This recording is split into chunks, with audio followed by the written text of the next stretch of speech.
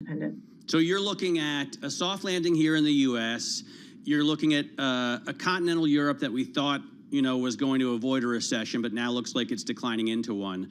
What about the island nation of Great Britain? It's had, I guess, a decent quarter in terms of growth, but it's got real problems in terms of inflation. Yes, so that's a very difficult one to call, and it surprised everybody this morning with its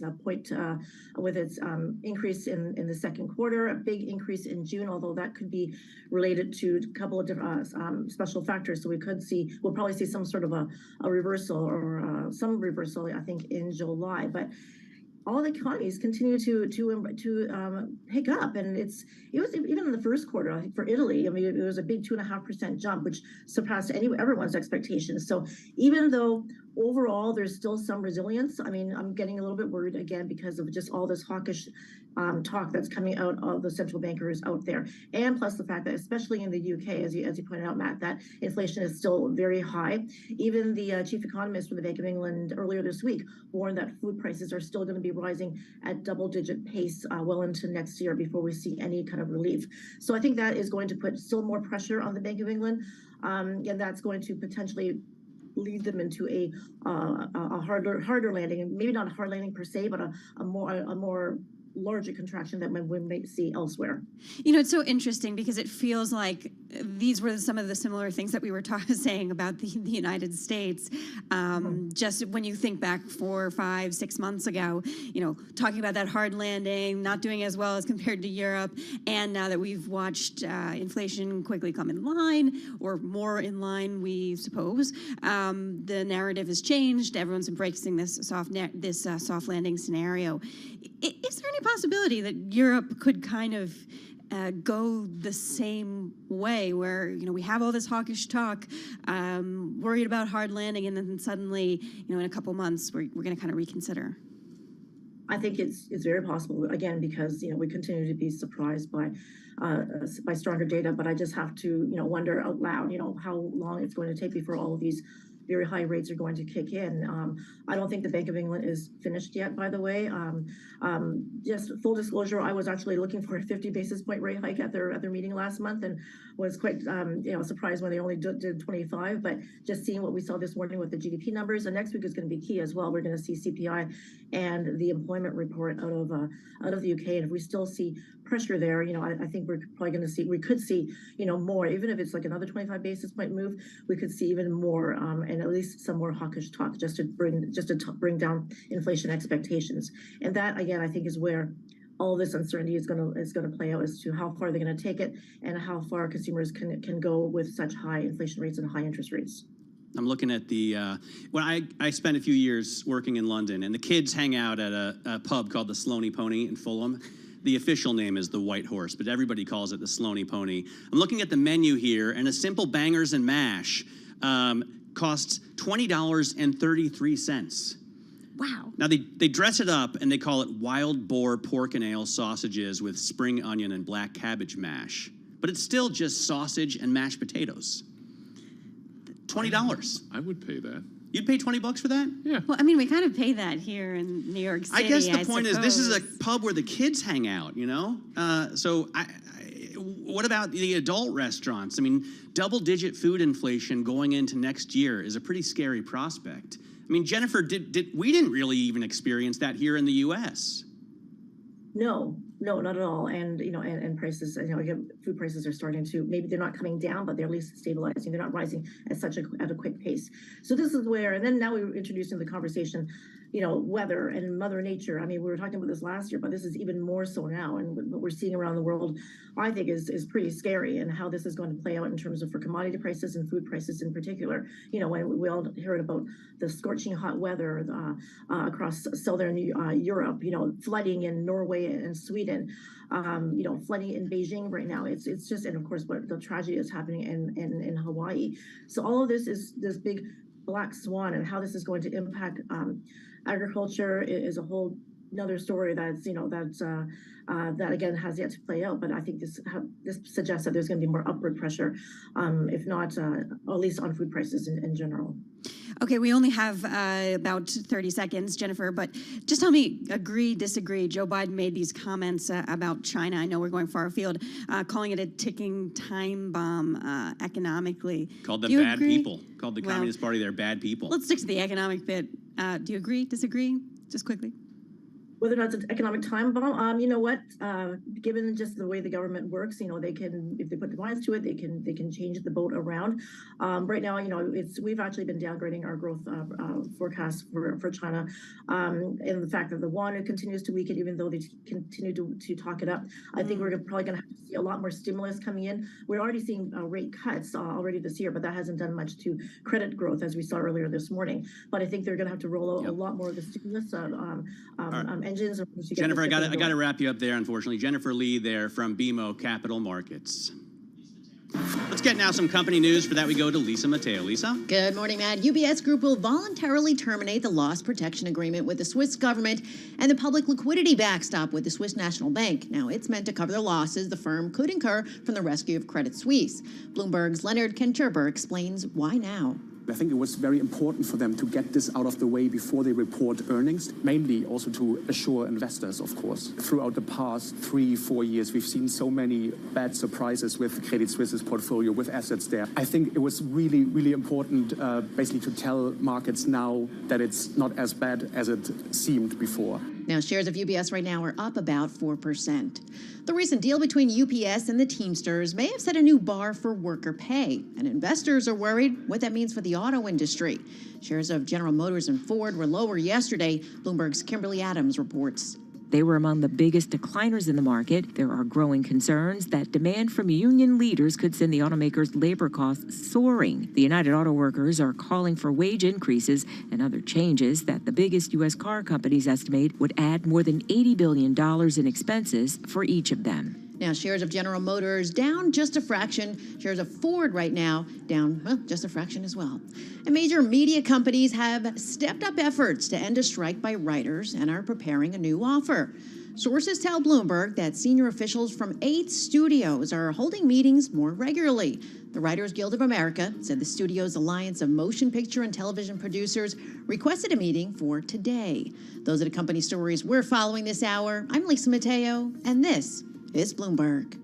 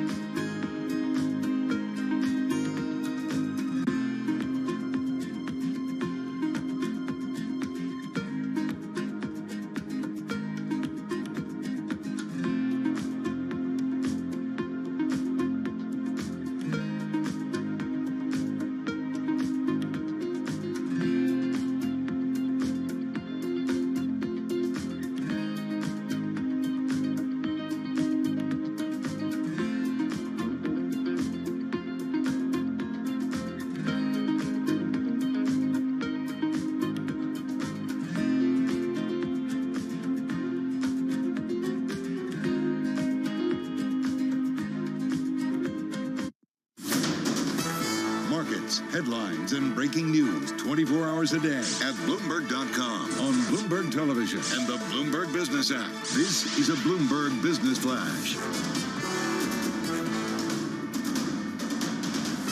And I'm John Tucker in the Bloomberg Newsroom with this Bloomberg Business Flash. Stock averages, they have now turned mixed. Some green on the screen. This comes after the release of the University of Michigan sentiment survey that showed inflation expectations easing.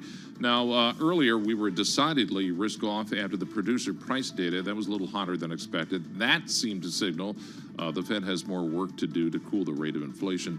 The technology still the biggest drag right now. In the S&P 500, you have right now kind of evenly mixed, more in the green in terms of the major industry groups and in the red. Leading the way, energy, that as crude oil prices are rising. United Health's merger with EMIS, that has been provisionally cleared by regulators in the UK. That stock, the leading gainer in the Dow Jones Industrial Average. Right now, the Dow up 134 points, a rise of 0.4%. S&P 500, 3 points higher, and the Nasdaq 100 still lower, but pairing some of the earlier losses, down 37 points. That's down 0.25%. The more policy-reactive two-year yield, 3 basis points higher. That's at 487. American drivers racking up more miles than ever, but using less fuel than they did before the pandemic. And that is not because of electric vehicles. It's better internal combustion engines. Drivers broke a travel record in June with 283 trillion miles. So your internal combustion engine with naturally aspirated whatever. The Challenger. The Challenger. So what is that, a four-barrel? It's a Dodge Challenger RT Scat Pack wide body. I've had it on order all year, and Dodge still hasn't built it for me. Does it have a carburetor, or is it injected? No, it's fuel injected, but it's got a 6.4 liter naturally aspirated V8. And when I drive it, it gets about 10 miles. So you are not among those who are conserving fuel. Well, this week I'm driving a Chevy Colorado, you know, the mid-size pickup truck, and it's got a 2.7 liter turbocharged inline 4, so a smaller engine, and I'm getting about 17, 18 miles a gallon. All right.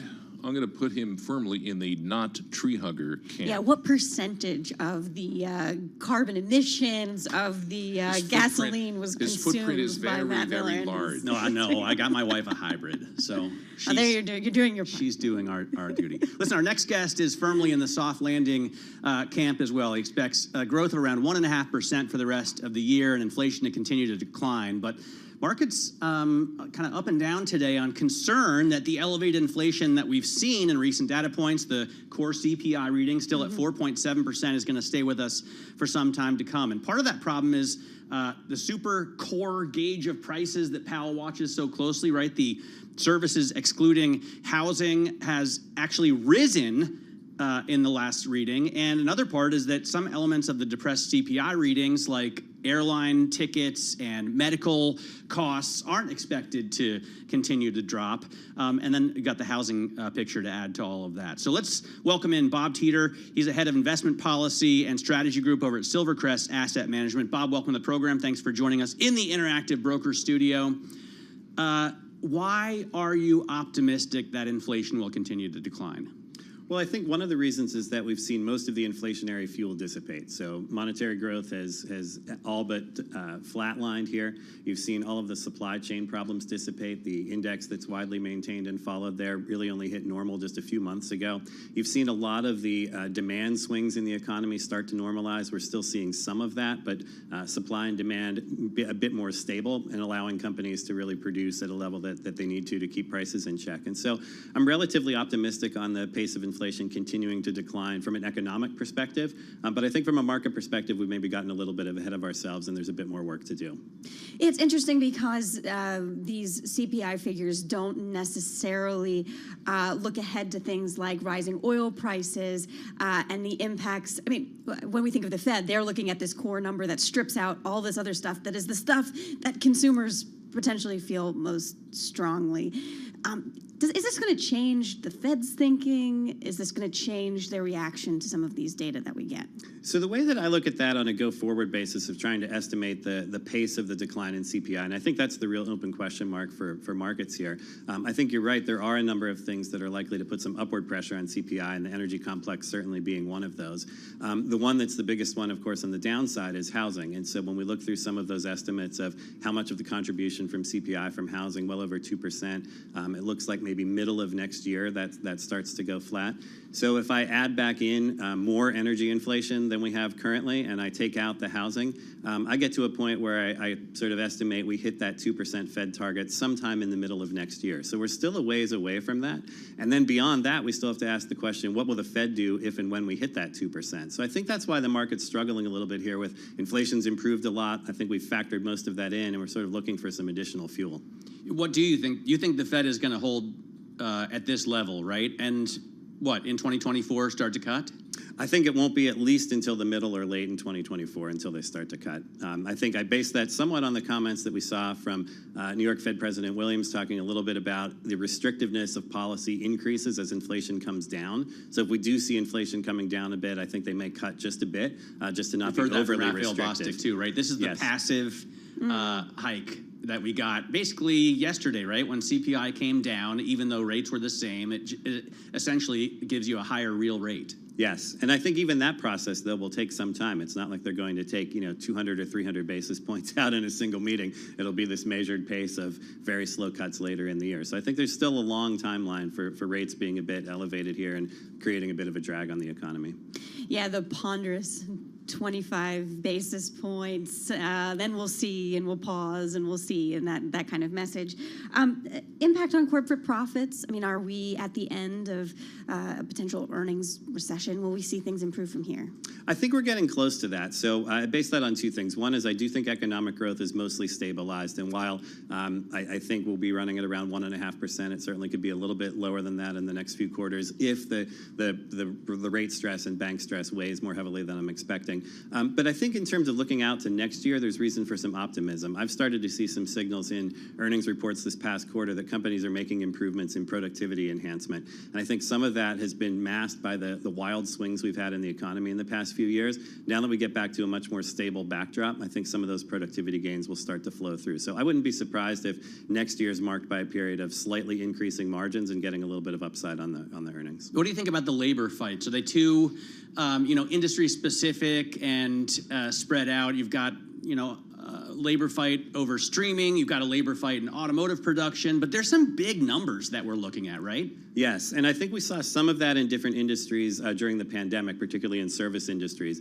My take on that is that I think on an overall cost basis for companies, they can manage it. So it's good for the consumer, it's good for the people getting increased pay, but I think you do that with perhaps less headcount. And we've started to see some of that with companies holding the line on headcount, or companies that in industries that have been disrupted in the pandemic at staffing levels lower than they were in 2019 and higher capacity in terms of the number of customers they're serving. So wages might be going up on a basis of hourly wages for employees, but lower headcount or flat headcount on higher revenue, okay for margins. So at bottom line for stocks, we're just under S&P 4,500, right?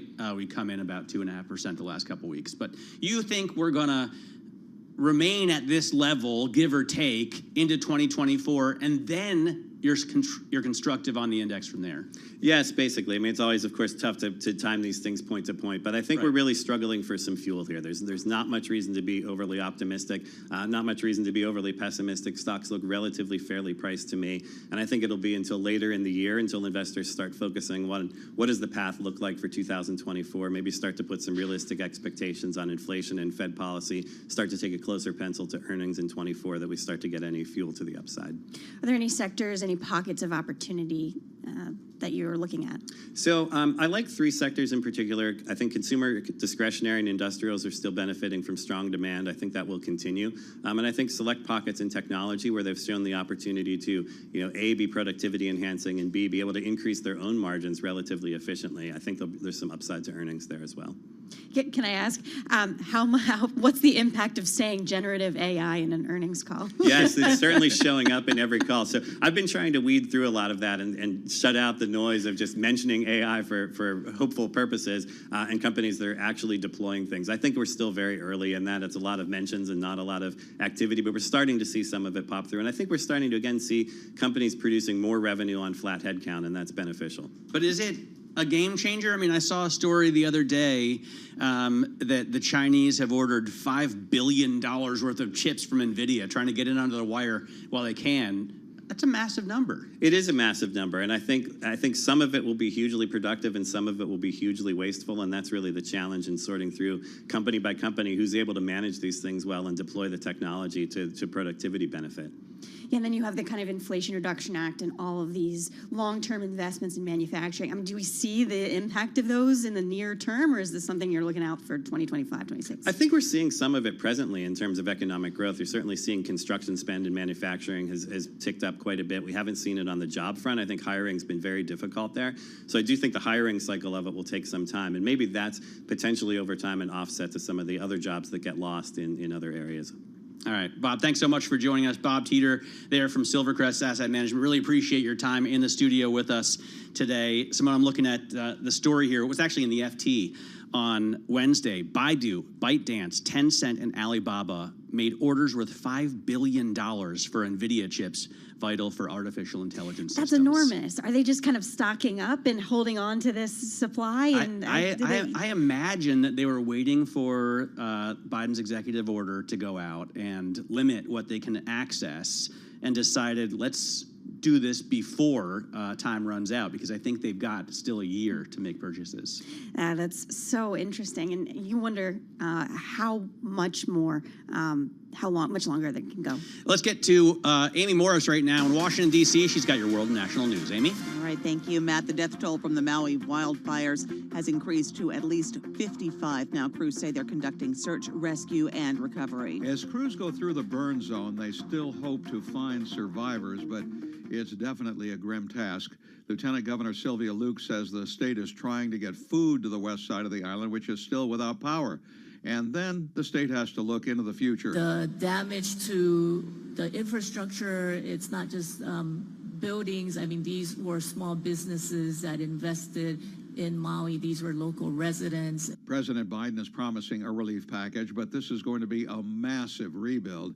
In San Francisco, I'm Ed Baxter, Bloomberg Radio. And attorneys for President Biden are negotiating with the special counsel over terms under which the president will be interviewed regarding the handling of classified documents. NBC reports special counsel Robert Hur's office has been negotiating with the president's lawyers over how, when, and where that interview might take place. Attorney General Merrick Garland appointed Hur to investigate Biden's handling of classified documents after his term as vice president ended. The Justice Department has met its deadline for submitting a suggested trial date for its election case against former President Trump. The Justice Department is proposing the jury trial begin on January 2nd of 2024. That would fit with special counsel Jack Smith's request for a speedy trial. Now, the clock is ticking on the Trump team to offer its request, which is due August 17th. Trump's attorneys have already said they'll argue for a longer timeline due to their client's busy political schedule and his other court cases. Once their request is submitted, it'll be up to U.S. District Judge Tanya Chutkin to set an official trial date at an August 28th hearing. In Washington, I'm Nancy Lyons, Bloomberg Radio. Global news 24 hours a day. I'm Amy Morris. This is Bloomberg.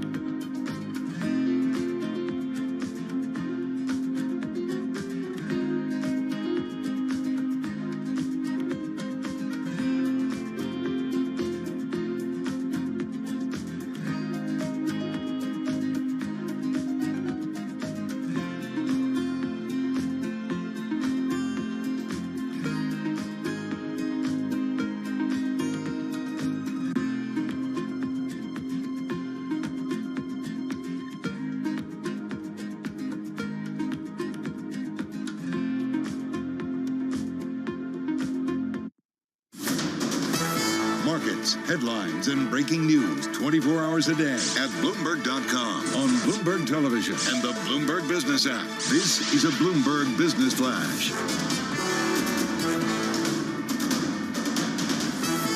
And I'm John Tucker in the Bloomberg Newsroom with this Bloomberg Business Flash. A bit of risk has returned to markets after the University of Michigan sentiment survey results. That showed year-ahead inflation expectations unexpectedly declining in early August. That matches a more than two-year low. This was certainly not the case earlier today when we had the hotter-than-expected producer price data. Right now, 8 of the 11 major industry groups in the S&P 500, they are higher.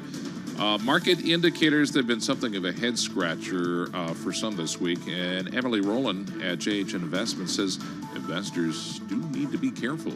The macro signals right now are like a stoplight. They're going from red to green and back to red. And we look at the macro messages right now as more of a yellow.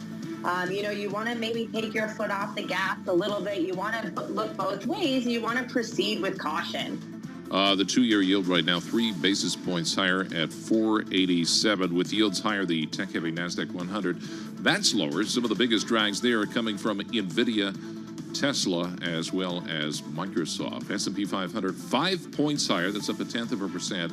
We're at 44.74 in the index. The Dow Jones Industrial Average right now up 162 points. That's a rise of about 0.5%. NASDAQ 100, 44 points lower. That's down 0.3%. And that has actually paired some of the earlier losses. The price of bacon dropping by the most in 8 years last month. But the good times may not last. Hog farmers have been losing money cutting back on their herds. So I don't know if you're a bacon eater or not. Dude, who is not a bacon eater? Every person who's not a vegetarian. I bet you Simona's not a bacon eater. I am a very proud bacon eater. Oh, and I had to go for several years without regular access to bacon. Oh, because you were in the Mideast, yeah. right? So now I'm So what, all do they about have it. no bacon at all there, or? Okay, so as with alcohol, you buy bacon in a special store. For infidels. I mean, is that not for how non-Muslims? Yeah, I and got there's it, a special bacon room only for non. Would me and Matt be able to survive without alcohol and bacon? I don't think actually, so. what day is today?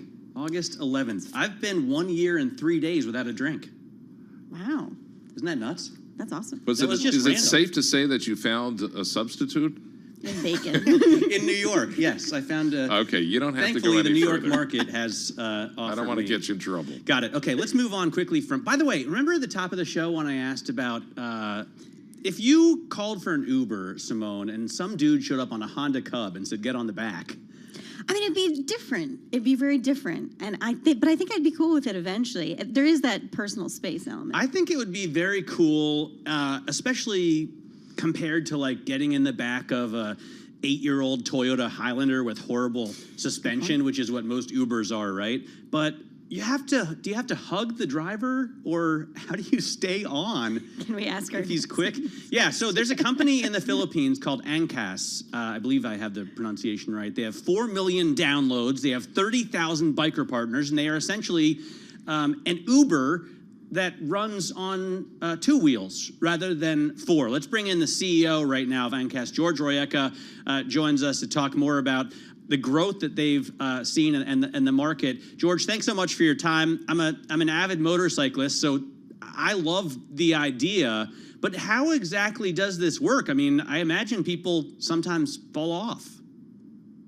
Well, hi guys. Thanks for having me here. Well, we're very close here in our side of the world, and much love to give in transportation, right? So you do gotta hug your driver, unfortunately.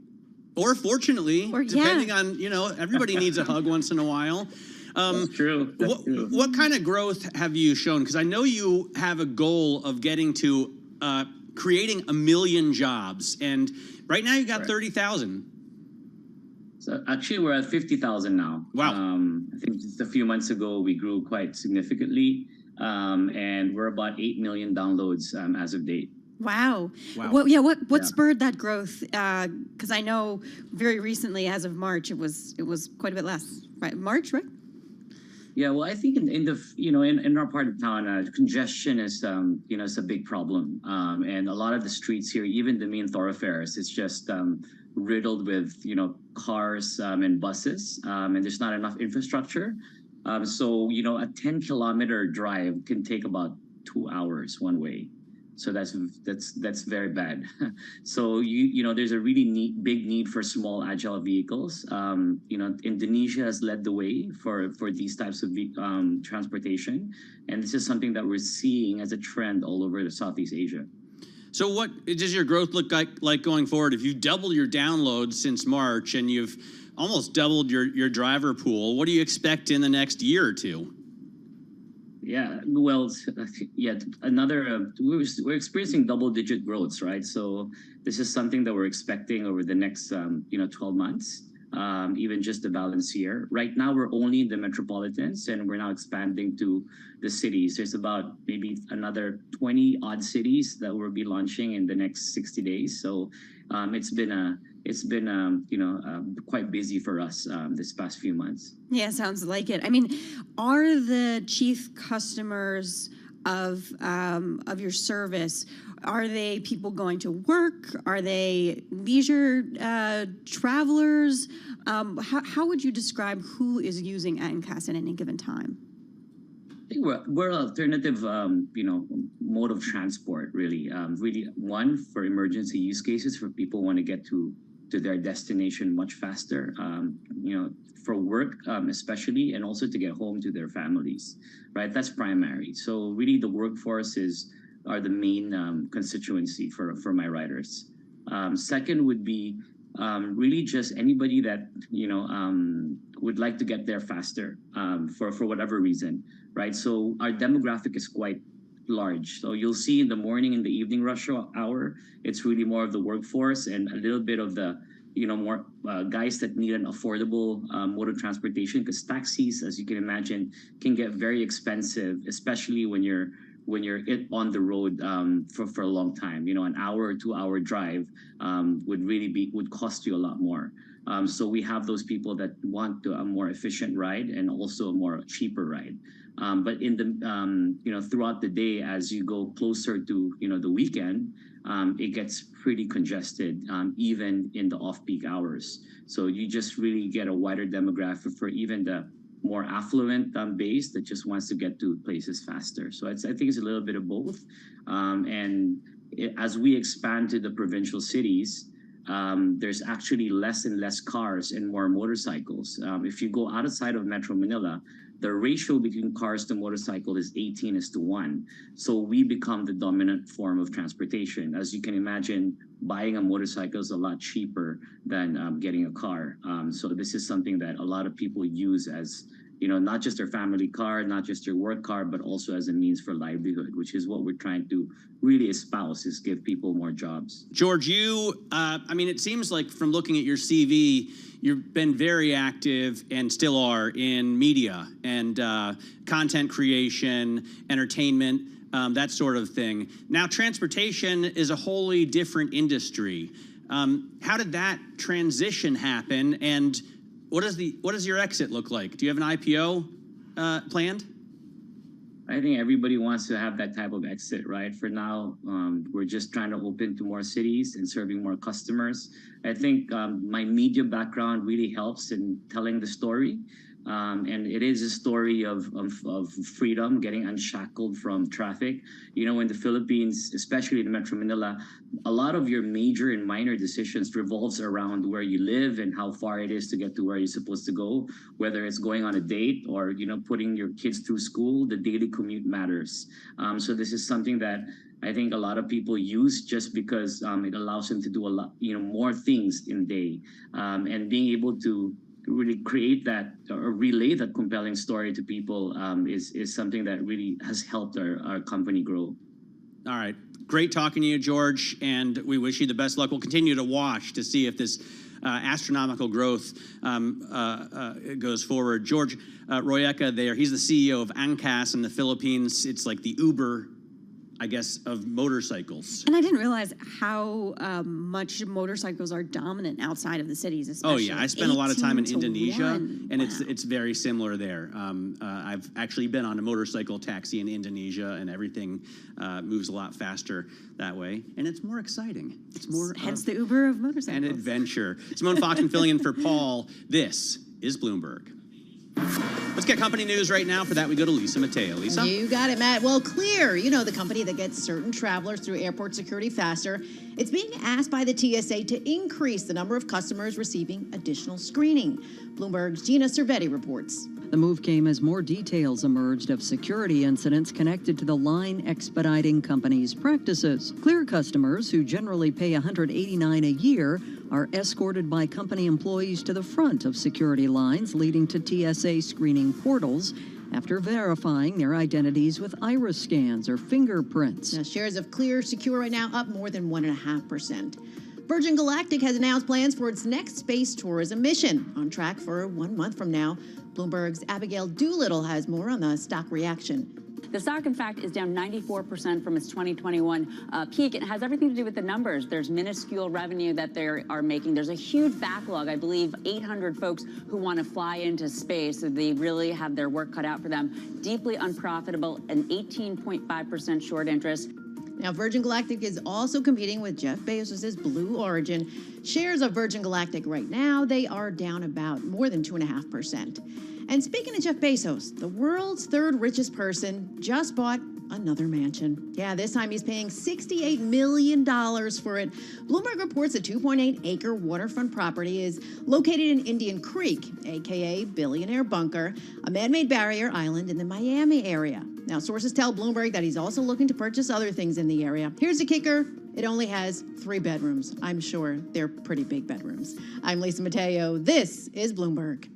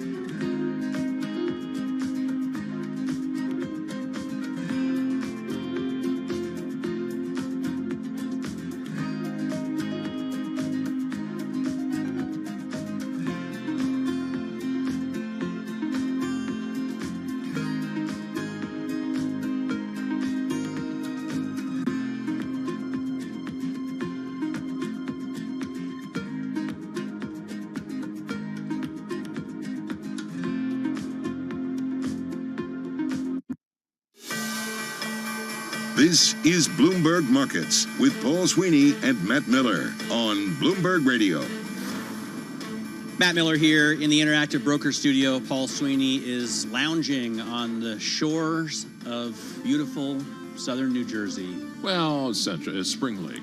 Whatever. It's not south southern. it's south of here. So, anyway, Simone Foxman is in the studio with me. John Tucker, as always, riding alongside as well. We're looking at the index is down to some extent. The S&P 500 is off just 0.1% at 4464. It's more than a 2% drop over the last 2 weeks. The Nasdaq falling 0.5% right now, and the Dow Jones Industrial Average, it is actually gaining, adding 113 points to 35,290. Let's get some company news right now. Sorry, world and national news. For that, we go to Amy Morris in Washington, D.C. Amy?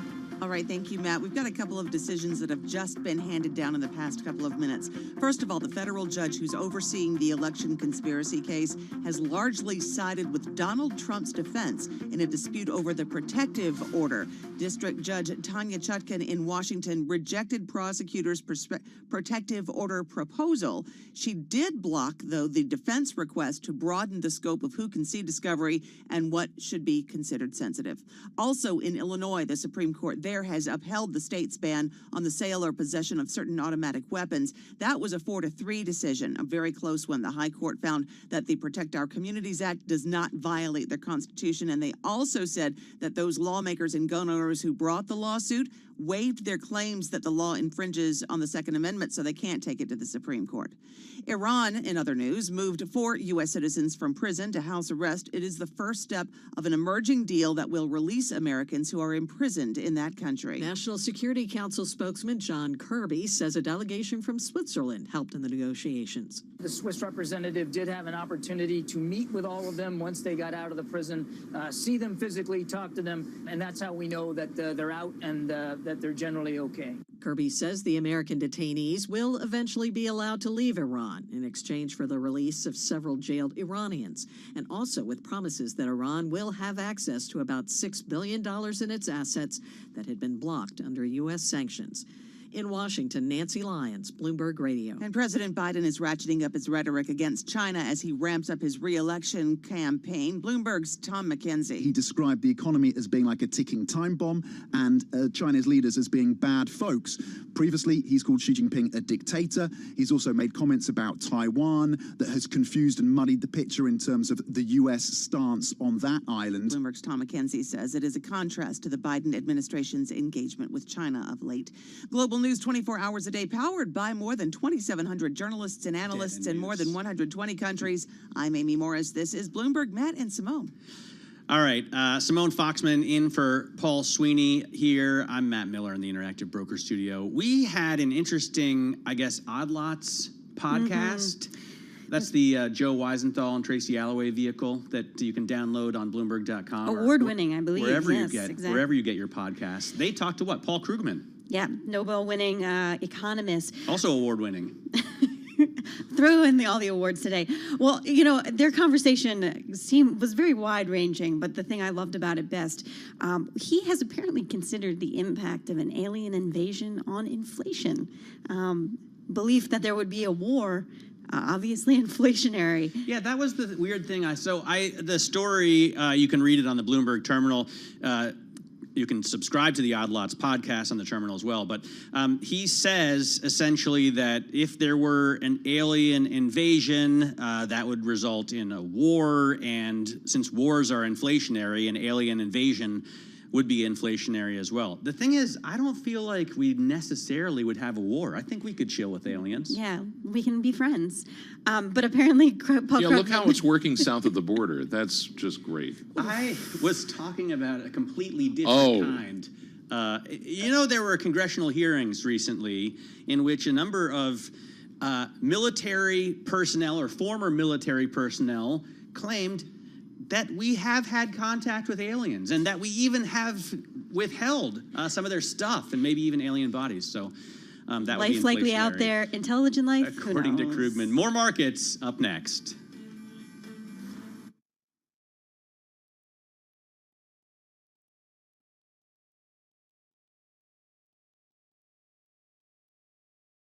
This is Bloomberg Markets with Paul Sweeney and Matt Miller. We got a lot of green on the screen here, but the volume is light. We constantly underestimate the strength of the U.S. consumer. This is a market that's much more optimistic or bullish than maybe the central bankers are. Breaking market news and insight from Bloomberg experts. There's still some concern out there in the market that there is room for things to deteriorate a little bit more than what they're indicating. As small and medium-sized businesses struggle, they don't present as much competition. The supply chain has still got dislocations globally and here in the U.S. This is Bloomberg Markets with Paul Sweeney and Matt Miller on Bloomberg Radio.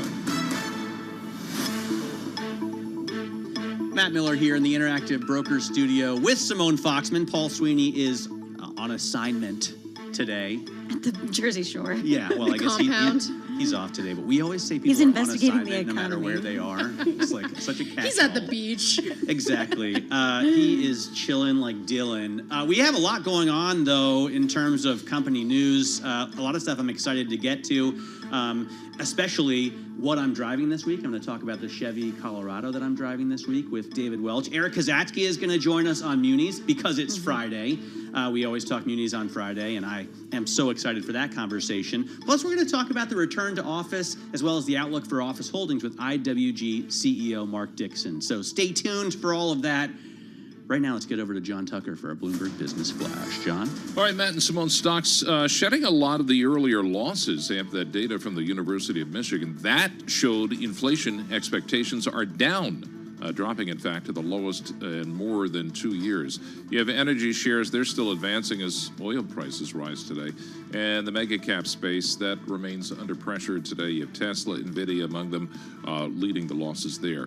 Meantime, Luke Hickmore at Aberdeen Investment Management still looking for the U.S. to enter recession. It's really hard for the Fed to raise rates this hard without a recession coming along. There is very little evidence in history that they've been able to get a perfect soft landing once, maybe twice in 100-odd years. Right now, the S&P 500, 4 points lower. That's down 0.1%. We're at 44.64 on the index. The Dow Jones Industrial Average, 88 points higher. That's up about 0.25%. We're at 35,264. And the tech-heavy NASDAQ 100, 84 points lower. That's down 0.6%. Two-year yield at 486. That's 2 basis points higher. So August apparently is the new September. Walt Disney World rolling out the Jack-o'-lanterns on Main Street, USA. They're now kicking off the Mickey Halloween Party seasonal event. This is the earliest that Halloween event at the Magic Kingdom has started. Yeah, it seems way too early. Too early. And plus, it's like on Main Street, it's like probably 100 degrees. Yeah. The pumpkins will wilt. It's got to be cool enough that you can wear like long pants and a sweatshirt comfortably before. Although it really opens up your costume options if it's so hot, right? I guess that's true. Or no costume. I guess you could go in your birthday suit. I think it would limit them, but probably not at Disney, that's though. just me. That is your Bloomberg Business Flash. Simone and Matt. All right, John Tucker, thanks very much for that. Simone Foxman in for Paul Sweeney on this Friday morning. Still morning. We got 54 minutes of morning left. Let's get over to Jess Menton. She's a cross-asset.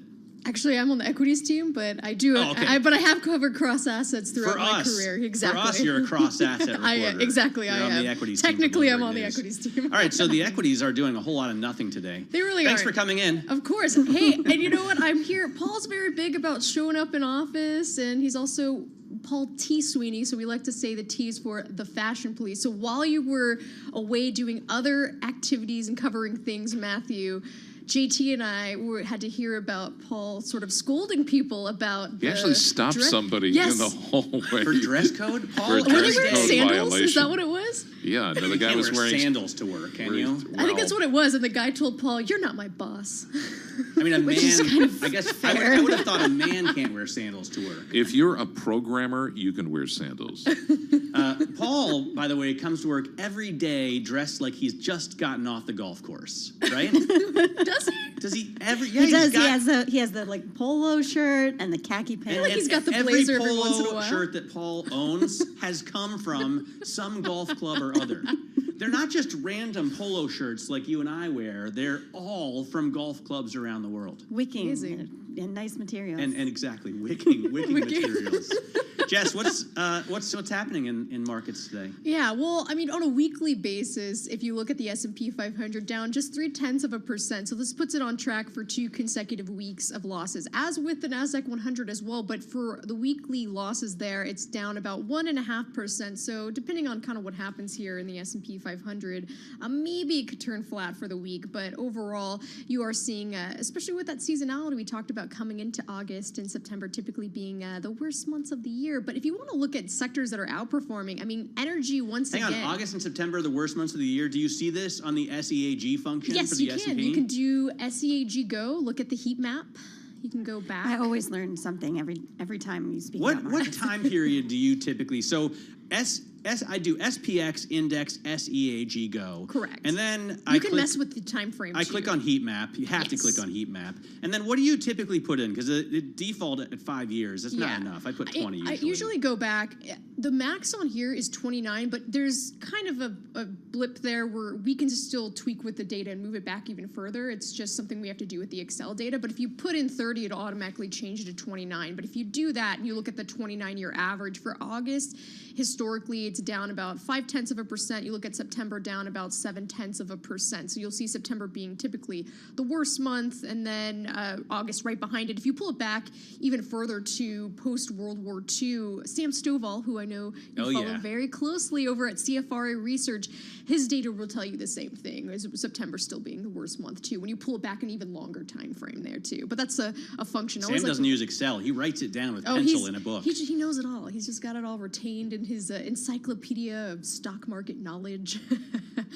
But that's what I like to look at going into these months. But we have seen seasonality buck the trend a lot. Like we didn't see the June swoon. Typically June can be a bit of a tough month, but July actually still held up really well. And actually the past 16 years, if you look at the QQQ as well, it's been up for 16 consecutive years for the S&P 500 in the month of July. So it's some interesting tidbits there. Looking ahead to next week, though, we are going to start hearing from retailers. So even though we've had about 90% of the market cap for the S&P 500 having reported, this is when we're going to start hearing from Walmart, Target. It's interesting, both of those companies are technically in the staples sector because they have a higher percentage of grocery sales. Target had been in discretionary, but got moved back in March because of some of the GICS changes going on.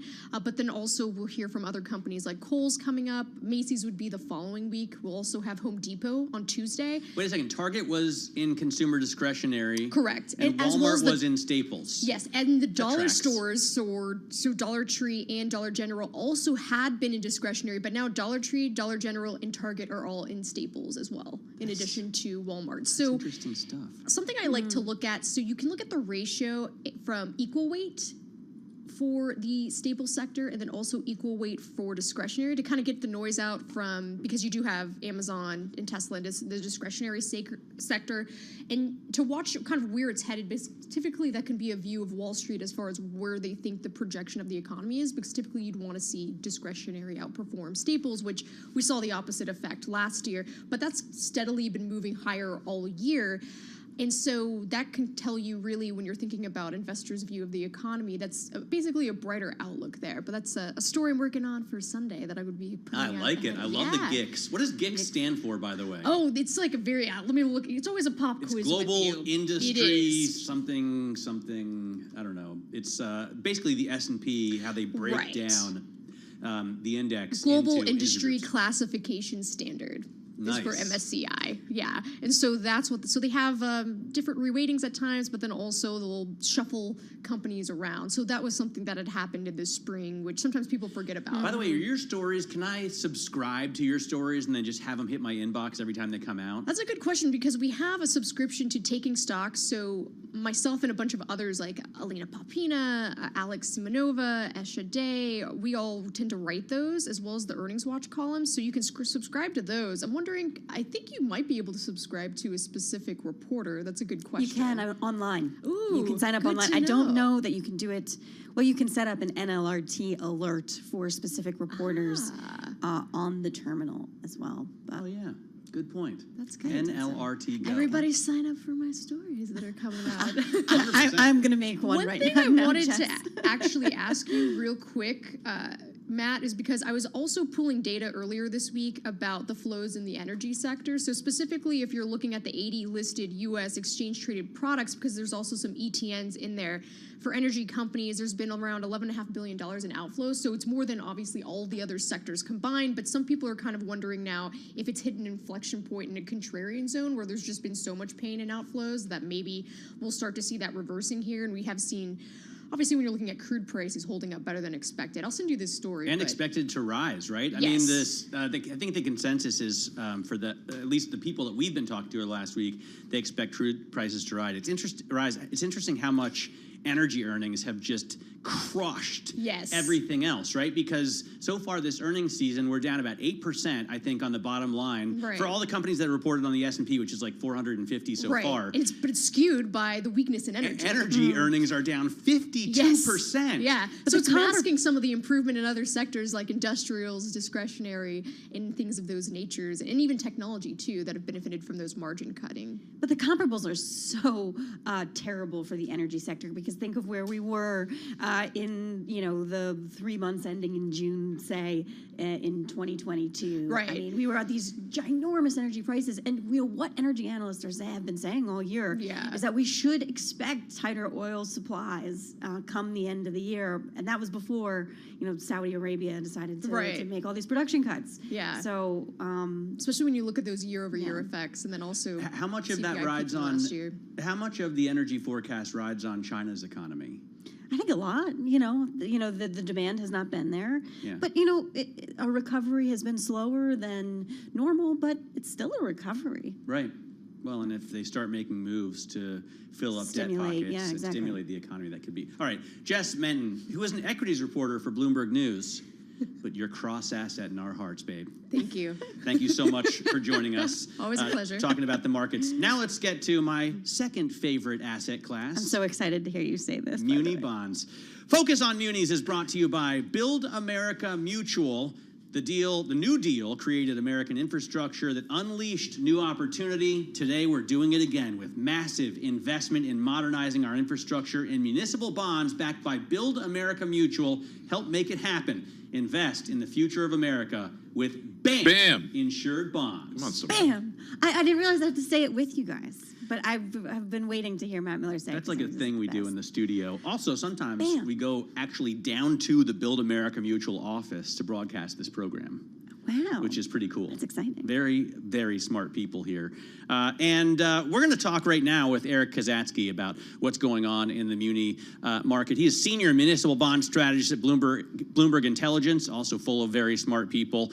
And he can tell us what's going on as we see, treasury yields tick back up to higher levels. Eric, what has I guess this supply, what effect has this supply had on the muni market? I mean, the same things has been going on all year, right?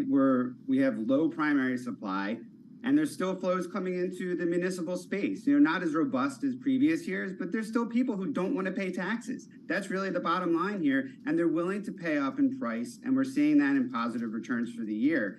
I mean, in fact, munis are probably outpacing taxable alternatives by about 100 basis points in total return so far this year. Not too bad. How much of this is tied to these ongoing the SALT restrictions that were put into place under the Trump administration? Is that why people are so keen on these tax benefits? I mean, in high tax states, yeah, of course, right? New York, California, people still don't want to pay taxes, and they had a key tax break taken away from them. Will we see that come back when some of these provisions sunset? Probably not. It seems like very unpopular provision to put back in, right? They've already sort of capped that at 10,000. But look, that's good for my market. It's going to keep abnormally higher demand for those coastal states. Talk to me about how this plays out if we see the Fed kind of continuing to stay on pause, perhaps, if that is the expectation in markets. Does this change the story as we watch the Fed move into a different kind of pattern? with this inverted yield curve, the opportunity set in munis has changed a little bit, right? So, in prior worlds, we'd say, laddering a portfolio would make the most sense. Here, we're taking more of a barbell approach. And in the front end of the curve, it doesn't really make a lot of sense to be buying munis in there. And, we're telling a lot of people that we speak to, you're better off buying corporates, you're better off buying treasuries. Long end of the curve, munis make a lot more sense. And we think that, as the Fed stays on pause, they're still going to continue to outpace corporates. I mean, as an example, 30-year munis on a tax equivalent yield basis, you're picking up 130 basis points over single A rated corporates. I mean, really cheap. Are you starting to see people go out the curve? I mean, that's the talk we've been hearing.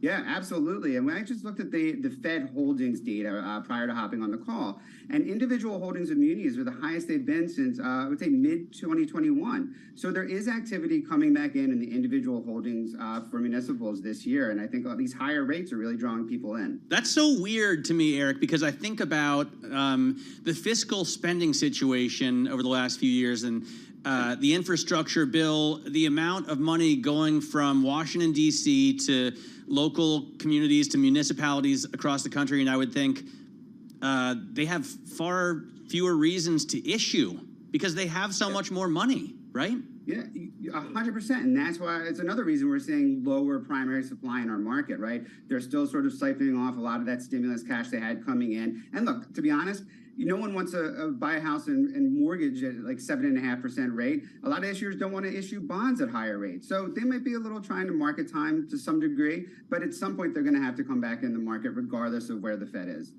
Talk to me about some of the issuance that's hitting the market. New York City, I believe, is part of that list. Yep. New York TFA was a recent issuer that came back in the market. And we're seeing strong demand across the board for these coastal names. People don't want to pay their in-state taxes, and this is one way they can avoid that. And I believe there was a couple stories in the last couple of weeks about the likes of, Bar Harbor or Hamptons going, I believe East Hampton, was that right? Going into the market too. I saw that as well. That was interesting. Because more people are staying in the Hamptons for longer, right? The town has to beef up its services to cater to that sort of well-heeled crowd. Exactly. A lot of these coastal areas, they had a pandemic boom, like to Matt's point, a lot of residents staying year round, and they have to expand their services. We're seeing that in larger cities too, right? Austin, Texas, perfect example. Huge influx of people, permanent residents need to increase their services year round. So a difference, like a settling of where the issuance is coming from in the U.S. Because the population has moved people around. It's fascinating stuff. Eric, thanks very much for joining us. Eric Kazatsky there talking to us about munis. He is our senior municipal bond strategist at Bloomberg Intelligence, and we do that every single Friday. They have a newsletter you can subscribe to as well. They do, as well does Joe Mysak, our current Friday contributor, our often frequent Friday contributor as well. Absolutely. Simone Foxman in for Paul Sweeney. I'm Matt Miller. This is Bloomberg. Let's get some company news right now. For that, we go to Lisa Mateo. Lisa? Good morning, Matt. UBS has ended an agreement that could have seen the Swiss government cover up to $10.3 billion of losses from the rescue of Credit Suisse. Bloomberg's Leonard Kancherper explains what terminating the loss protection agreement means for the Swiss government. I know personally that many people in Switzerland, not just the government, were really disappointed with what happened in the first half of this year, and they were, their confidence was shaken by those events. And I think the government obviously would have had to take responsibility for part of it because they brokered the deal, and now not having to backstop UBS here and basically the losses that occur from Credit Suisse, I think is a good sign for the Swiss government.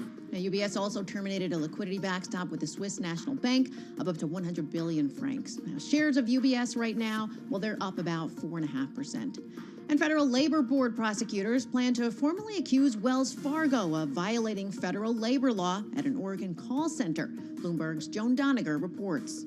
The National Labor Relations Board has found, among other things, Wells Fargo illegally imposed a rule that banned workers from handing out pro-union literature unless management first approved it. Now, shares of Wells Fargo, they are down just a fraction. And sports fans are going to have to pay a little bit more if they want to stream games from the NFL. The cost of an NFL Plus premium subscription, that includes access to the NFL Network and Red Zone channel, it's going to rise by 50% to $14.99 a month.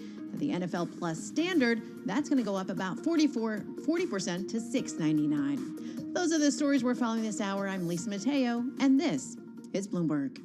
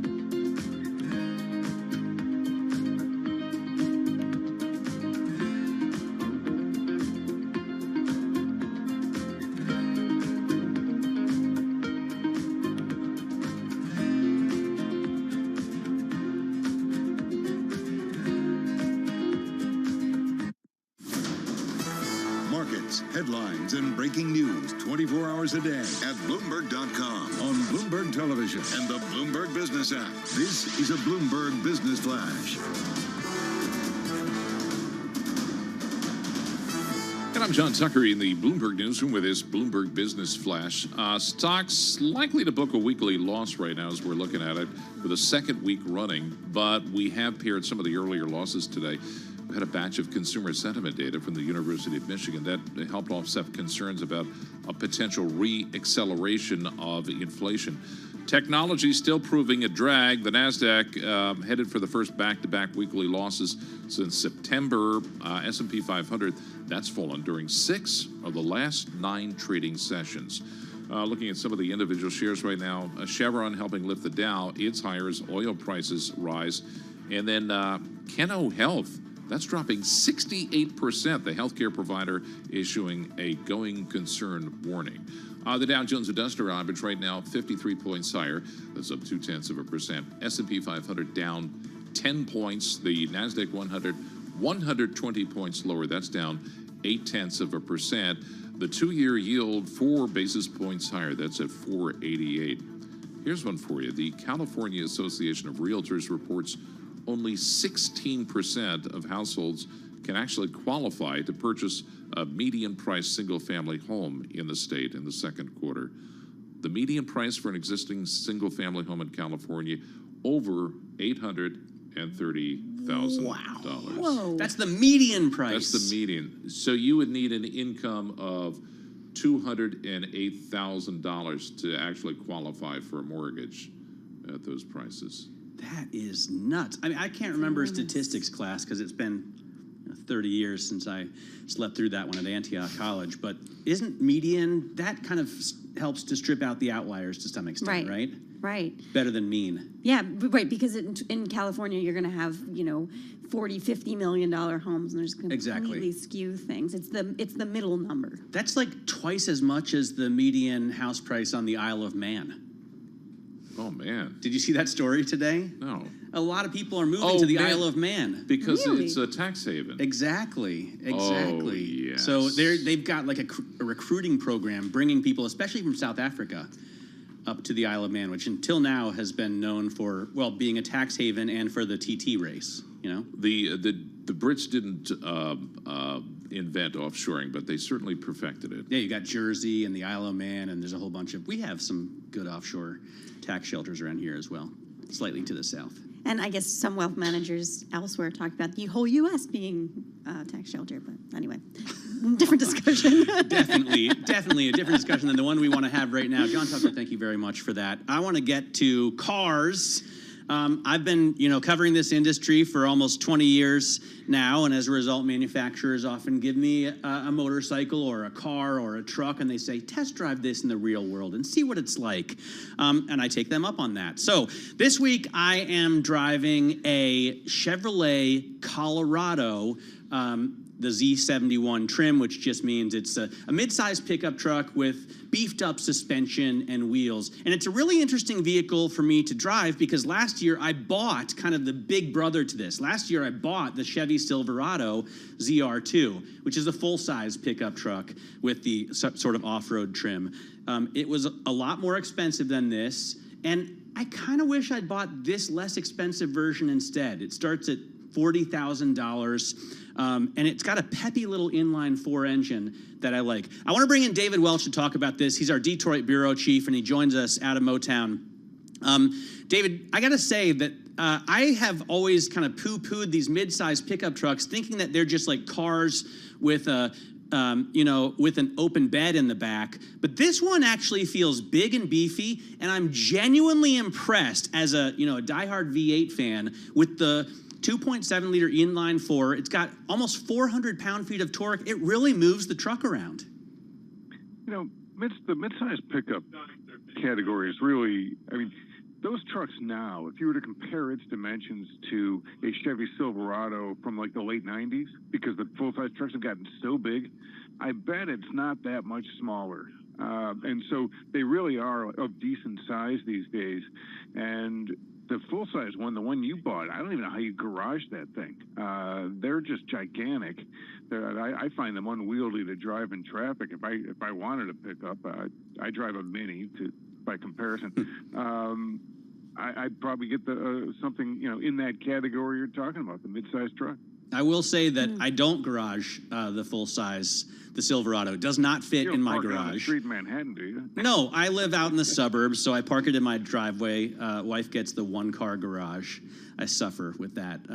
Simone, do you drive? Does your car even fit in the garage? No, the truck does not fit in the garage. Yes, I do, and we recently purchased a Hyundai Santa Fe hybrid, actually, and I love it. It's got a nice ride. It's very quiet. Those are very cool. Well. I thought I saw a Hyundai Santa Fe the other day that looked like a Subaru Brat or like an El Camino. David, you know what I'm talking about? That really is a car with an open bed.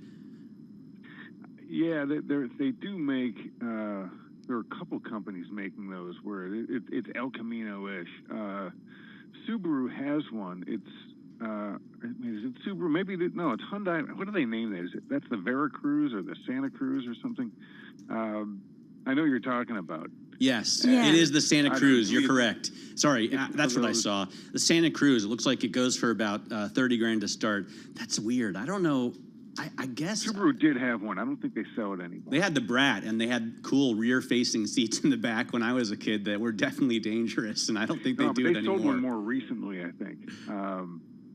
Look, they're kind of a neat configuration, but I don't know. It's not that big of a bed, and it's not that roomy inside. It just sort of seems like... And not that big of a segment, right? The mid-size pickup truck, Ford brought... That's a big segment. Ranger back, and they now have Maverick, which is even smaller. Does GM benefit by having a couple different brands? Because you can buy the Chevy Colorado, or you can buy the GMC Canyon, and they split their pickup trucks and their big SUVs that way as well. Do they benefit by having those brands, which essentially sell kind of the same vehicles with a different badge? They do. So first of all, the GMCs always sell for more. And like GMC is a massively profitable brand, and half of all GMCs, not just the pickup trucks, everything, is the Denali sub-brand, which is luxury. And basically, if you were to get a GMC Denali Yukon, it's kind of as well equipped as like a Cadillac Escalade, styled differently and all, but and it makes them a lot of money. There's another thing too. When General Motors is going bankrupt, the Treasury Department had analysts looking at this, and they had hired a consulting firm, and they were pressing GM to get rid of GMC. And what they found when they did consumer research is that for a GMC truck buyer, their second choice was not Chevy, it was a Ford. So They said, yeah, that's the research they came up with. So they said, yeah, we can't give this away. We're just going to give away, hundreds of thousands of units a year. Yeah, GMC is, first of all, it's probably the most, I'm certain it is the most profitable brand on a margin basis within GM, just because Cadillac's got some sporty sedans that don't make very much money. On a volume, on a total basis, Chevy would still be because of the sheer volume. But yeah, GMC is a huge moneymaker for General Motors. Well, can I talk to you a little on this Cadillac tangent? You wrote a great story this week. GM's $130,000 Escalade is big, brash, expensive, and green. And I love the idea that they're going to have this enormous car that's going to be an electric vehicle. Talk to me about who they're going to market this to. Well, look, I think a lot of it is to traditional or current Cadillac Escalade buyers, because even though the gasoline-powered one starts at 81, most of them sell well more than that, and can easily get above $100,000 per truck. The V costs $151 to start. Yeah, that's a rare one, but certainly people buy them. So I think, you'll get a lot of traditional Cadillac buyers. You get a lot of, athletes, entertainers have always loved this brand. Escalade almost, and in a lot of ways, it does stand on its own. Within you could have your own Escalade sub-brand and sell it at Cadillac dealerships and sell a line of SUVs that way, and I'm sure it'd be great with consumers. Because you think about all the other Cadillacs have an alphanumeric, CT4, CT5, XT for their mid-sized SUVs. Escalade's just Escalade, always has been. And so the brand is great. But I do think there's really almost no competition out there in the large electric EV. In fact, there's none right now. Mercedes is probably the closest there is with the EQS, and that's not as big as an Escalade. Not nearly as big. I actually drove that a few weeks ago, and it's it's very luxurious, but it's much smaller. I guess Rivian might be. Kind of looks minivanish to me, but yeah, Rivian would be the closest thing. I wonder. And those aren't as big. They're not nearly as big. So is the pitch that these buyers would be like climate conscious, or because they probably don't care about saving money on gas, which was my push to buy a hybrid? Yes and no. The various points whenever gasoline. Look, there are a lot of people with big vehicles who don't care about gas prices or the environment. There's some that do. For those who worry about conspicuous consumption related to climate change, an electric Escalade goes a long way. Now, look, this vehicle is not going to be viewed as newfound sainthood by the environmental movement.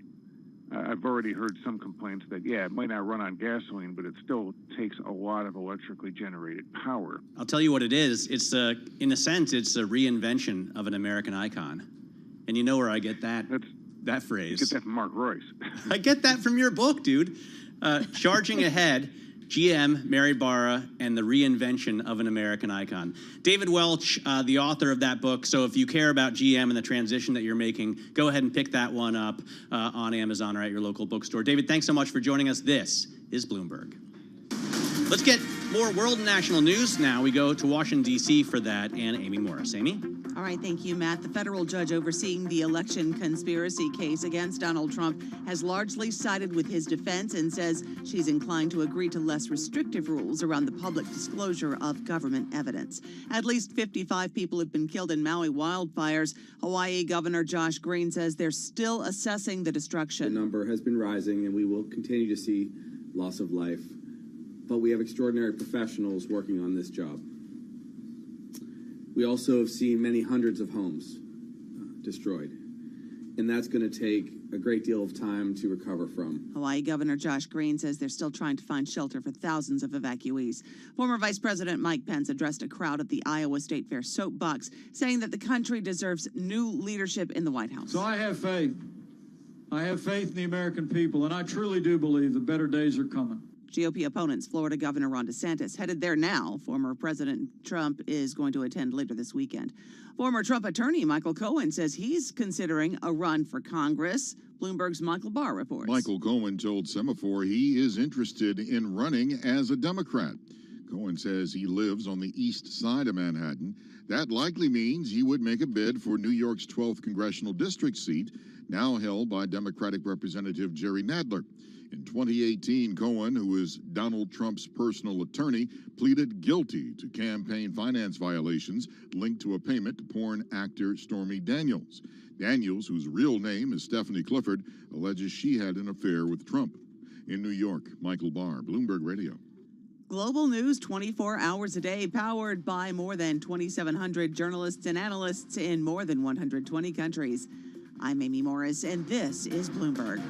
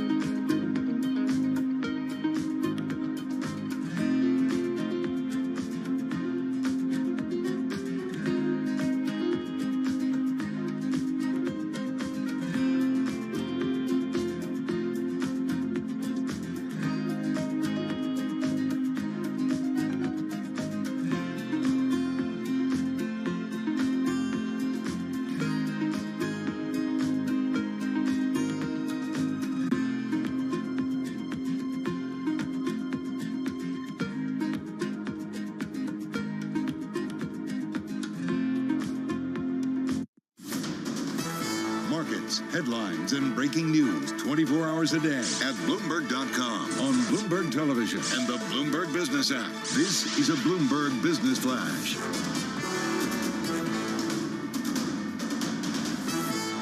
I'm John Tucker in the Bloomberg Newsroom with this Bloomberg Business Flash. The tech mega caps weighing on the major stock averages.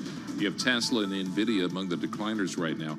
The NASDAQ 100 underperforming right now. The major benchmarks are headed toward second week of declines. This would be the longest losing streak this year. The stocks have pared some of those earlier losses, though, after we had that reading from the University of Michigan. It did show some easing expectations on the inflation front. Meantime, Daniel Morris, the BNP Paribas chief market strategist, hasn't ruled out a soft landing for the U.S. economy. We're looking at goods and services inflation that's running at a pretty low rate, and that what makes you believe that it is at least possible that we do end up getting a slowdown in inflation without necessarily having to enter a recession. Right now, the S&P 500 13 points lower, down 0.3%, 44.54 on the index. The Dow Jones Industrial Average up 35 points. That's a rise of 0.1%. And the NASDAQ 100, 144 points lower, down just about 1%. Two-year yield, that's rising again 5 basis points higher right now at 4.89. Amazon dropping dozens of its in-house brands.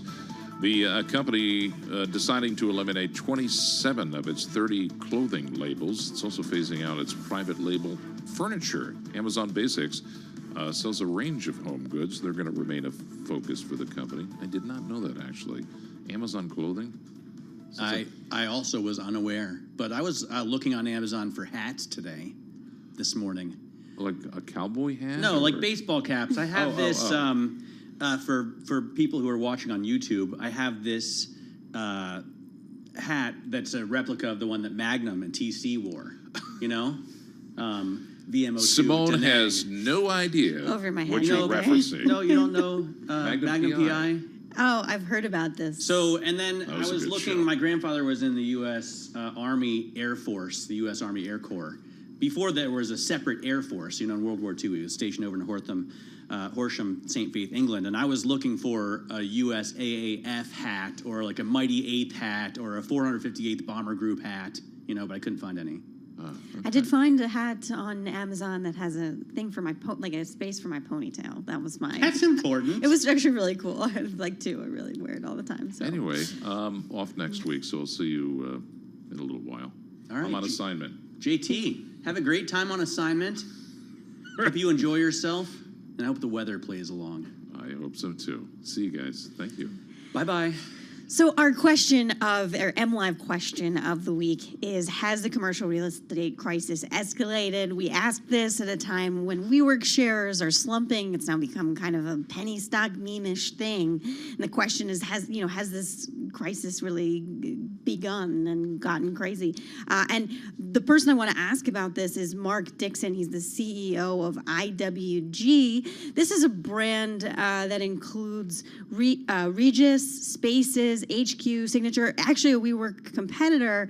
So the question here is, what is the outlook? I mean, have enough people returned to office that a lot of these office spaces can move forward into the future? So Mark, thank you so much for joining us. I mean, you say 8 million plus people use IWG workspaces.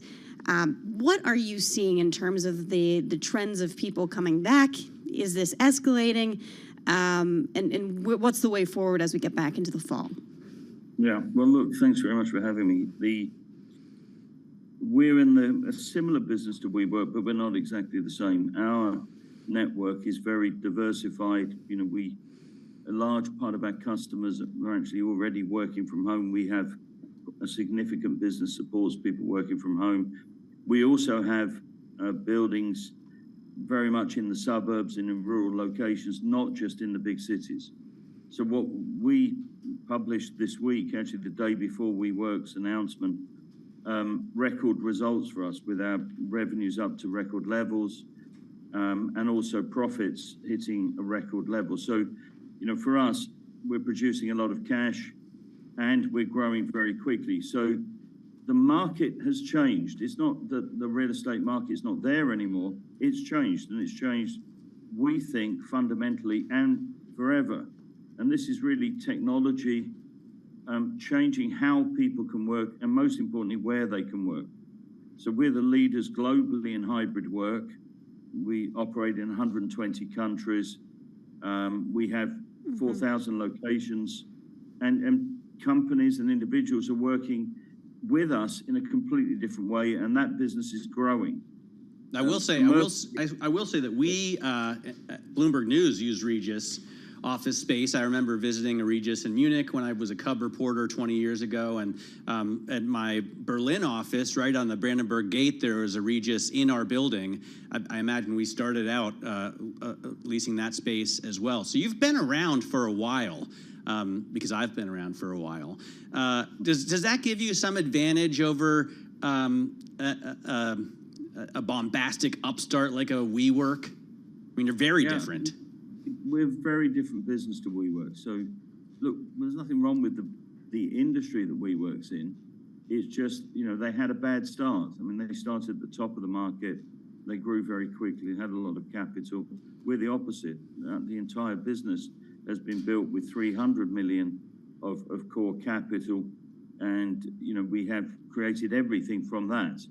But overall, this is new real estate. This is digital real estate. This is providing space to people on a platform. We were doing it for Bloomberg 15 years ago, right at the beginning of Bloomberg, basically. Yep. And many other companies use us around the world, and it is a growing part of the real estate industry. So talk to me about the small towns, the I guess non-traditional places that you're setting up some of these offices. I know this is a key strategy for you. What's the thinking there in terms of, well, from a company perspective too? Why do they rent office space in places outside of major metro centers? Yeah, I mean, look, we don't rent office space, just to sort of, I know we're not in the real estate business as such. We provide workspace as a platform. So when we sign people up or companies up, they're using us across the whole platform. So it's not companies taking space generally in one particular location. Sure, but why are they looking at these small town areas? Because it's close to where they live. Look, the elephant in the room is commuting. It's the time it takes to commute. It's the cost of commuting. It's not anything else but that. Folks generally want to work in an office. They don't want to work from home. They work from home some of the time, but they really want to get to an office, meet with other people. They just don't want that office to be too far away. So what we're seeing is companies allowing people and encouraging people, in fact, to get an office with us close to where they live. So these openings we're doing in provincial and rural United States, the suburbs, in the US, but all over the world, are filling up, and they're filling up with people from large corporates, mid-sized companies who just want to have an office close to home. It's really as simple as that. They're very, very popular. So in terms of, you say you started with 300 million in core capital, and that's obviously a very different story to the billions WeWork burned, but do you have any debt that you need to roll over? Are higher interest rates affecting you at this time? Well, our debt is, will at the end of this year be about just over 1 times EBITDA. So we're low leverage. We are reducing our debt. We're producing a lot of cash. First half, we produced about $200 million of cash. We'll produce more in the second half. So up until, and we just did our investor presentations this week, this year is all about reducing debt, and we continue to do that. Next year, we'll look to start distributing cash, either share buybacks. We have somewhat got caught in the tailwind of what's going on with WeWork. Our stock price is basically depressed, and people think we're in the real estate industry. It's those two things together. But we will buy back shares, and there's some M&A we can do, and potentially dividends. But we're in a very good situation with regard to leverage and cash flow. Excellent. Great to get some time with you, Mark. Hope we can talk to you again in the future. Mark Dixon there, the CEO of IWG. The ticker is IWGFF here in the U.S. This is Bloomberg. Let's get some company news now. For that, we go over to Bloomberg's Lisa Mateo. Lisa? Thanks, Matt. A major milestone toward commercializing robo-taxis. Bloomberg's Gina Cervetti reports. San Francisco is about to see more driverless taxis that can charge for their services now that California regulators have voted in favor of robo-taxi operators expanding in the city. The General Motors unit Cruise, along with Alphabet's Waymo, got the green light to increase the areas of the city where they can operate a car without a safety driver and charge riders a fare for it. Now, one of the shares of General Motors are down about 1%. Now, one of the reasons for that is because investors are worried about what a strike would mean for the auto industry. The biggest U.S. car companies estimate it could add more than $80 billion in expenses for each of them. Bloomberg's David Welch has more on what union leaders are asking for and what they may not get. He wants raises for workers, and I think the companies are very willing to give in on that. The things that they won't touch that the union has asked for, and these are very big ticket items, and arguably what pushed General Motors into bankruptcy, were retiree health care guarantees and a defined benefit pension plan. Both of those things were tens of billions of dollars in liabilities that GM couldn't afford at the time they did go bankrupt. Same thing with Chrysler. Now, since Wes mentioned Chrysler, let's check in right now. Shares of Stellantis down 2%. Shares of Ford are down about 0.5%. And a turnaround for Meta. Business Insider reports the company has rehired dozens of the 21,000 employees that it had laid off since last year. They'll be working in engineering and on technical roles. Right now, shares of Meta down about 1.5%. Those are the stories we're following this hour. I'm Lisa Mateo. This is Bloomberg.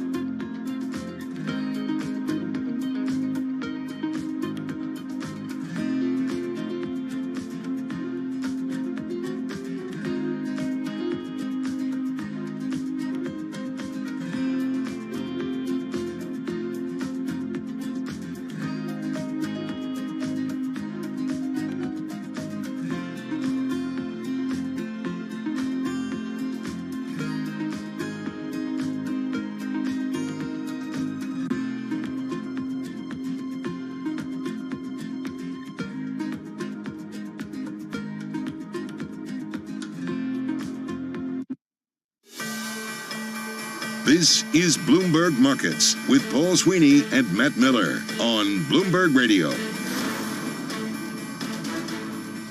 Matt Miller here in the studio with Simone Foxman. Paul Sweeney is on assignment today on the beach on the New Jersey shore. We are still looking ahead to a lot to come in this program. We're going to talk with Lisa Donahue, the co-head of the Americas and Asia at Alex Partners. We're also going to talk with Andy Callahan, the CEO of Hostess Brands. Tell us about all the products that they're coming out with that I need to avoid. Right now, I want to get over to Denise Pellegrini. To World National News. Amy Morris has got that in Washington, D.C.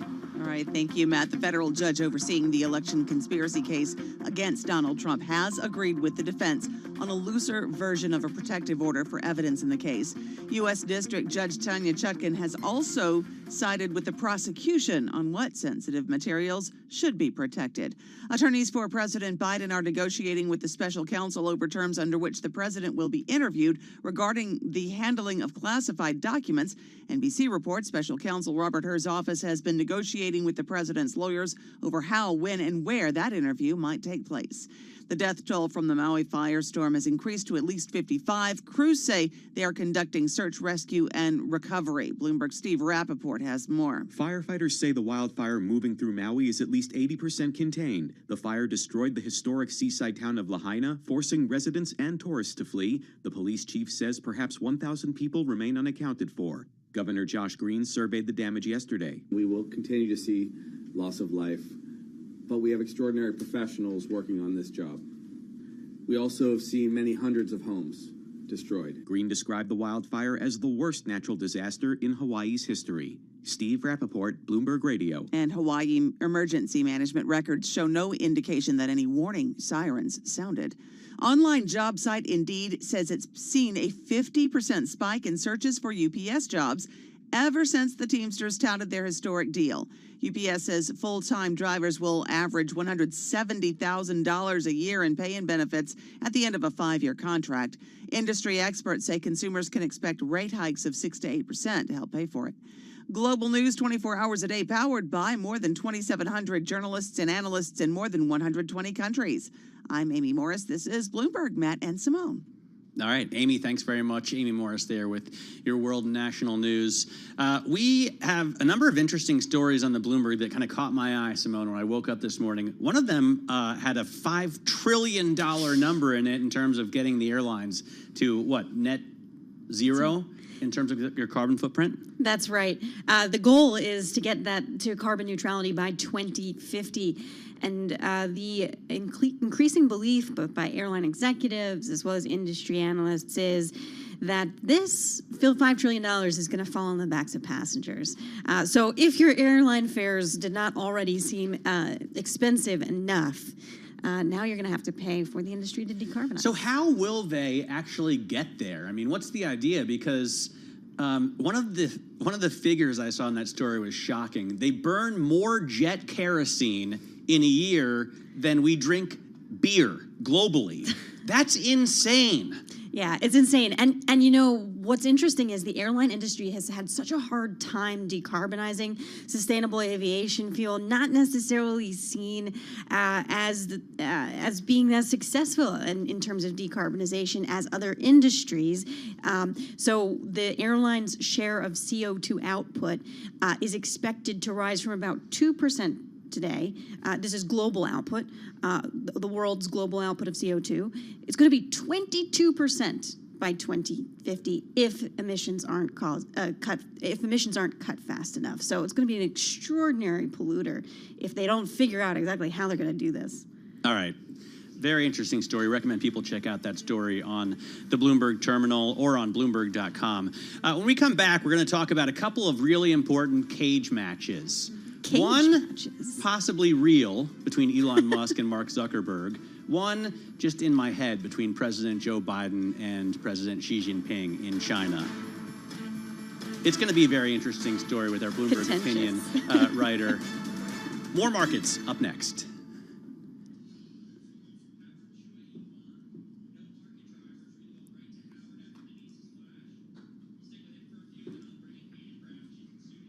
This is Bloomberg Markets with Paul Sweeney and Matt Miller. We got a lot of green on the screen here, but the volume is light. We constantly underestimate the strength of the U.S. consumer. This is a market that's much more optimistic or bullish than maybe the central bankers are. Breaking market news and insight from Bloomberg experts. There's still some concern out there in the market that there is room for things to deteriorate a little bit more than what they're indicating. As small and medium-sized businesses struggle, they don't present as much competition. The supply chain has still got dislocations globally and here in the U.S. This is Bloomberg Markets with Paul Sweeney and Matt Miller on Bloomberg Radio. Matt Miller here in the Interactive Brokers studio with Simone Foxman. Paul Sweeney is off today on a well-deserved tea day.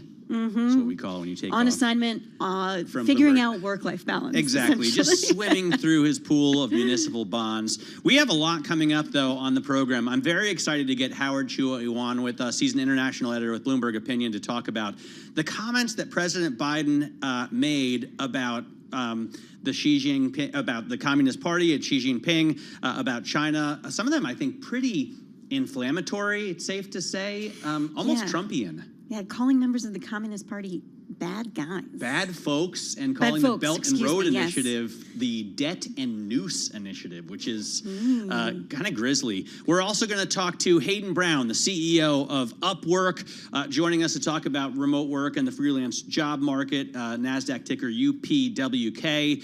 And as I said, we're going to talk to Lisa Donahue from Alex Partners.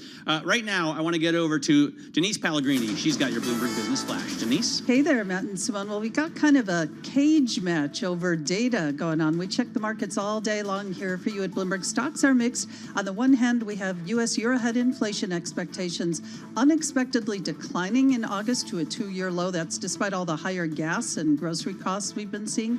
Americans expect prices will climb at a 3.3% rate over the next year. The preliminary August reading from the University of Michigan there, they see costs rising 2.9% over the next 5 to 10 years compared with last month's 3% data, according to reports that we got today. On the other hand, we got PPI, producer prices, they picked up, so that's the cage match. One showing inflation expectations easing, the other showing inflation may be picking up. And Andrew Hollenhorst, chief U.S. economist at Citi, says you really have to look at the whole thing long term. It's an economy that's generating 2% plus growth. It's an economy with a very tight labor market. Wage growth running around 5% by various different measures. That's not an economy that's going to bring inflation back down to 2%. So, yeah, we're getting a couple months of softer inflation readings here. That's certainly going to look like a soft landing. I don't think that's where we're headed. Yeah, and Hollenhorst with us there on the Bloomberg Surveillance podcast. The Dow is up 92 points right now, up about 0.2%. The S&P 500, though, down about 0.1%, down about 6 points. The NASDAQ, biggest loser of the day, down almost 0.7%, down 91 points. The yield on the 10-year right now, 4.14%. Brent crude, or crude, up about 0.8%, 83.51 a barrel. Spot gold, it's also higher, but just fractionally. And Amazon is cracking down on employees who stay away from the office. Some employees have received an email saying they are not meeting the company's expectation of spending at least 3 days a week in the office, and a spokesperson for Amazon is declining to comment. Guys, back over to you.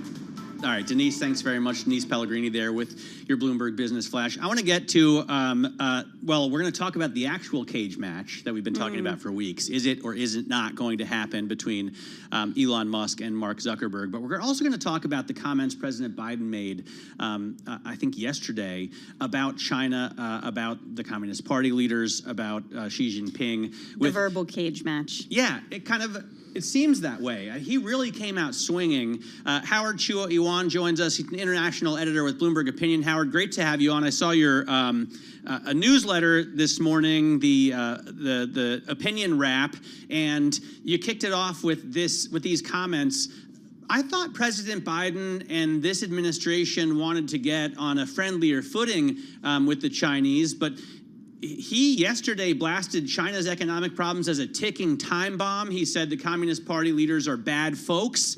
And he also said, I think most disturbingly, certainly from their perspective, that the Belt and Road Initiative, he called it the Debt and Noose Initiative. I mean, that's pretty hardcore, isn't it? It's pretty hardcore. It sort of reminds me of when Donald Trump said, remember his bad hombre quote? When he said bad folks, it just sort of reminded me of all of that. And the news comparison was particularly harsh because the Belt and Road initiative by China has become a bit of a weight around Xi's neck, actually, because it's everyone complains about how China's gotten all these developing countries in debt. The problem is, of course, China is left holding the bag if they don't pay anything back. So it's a two-edged sword.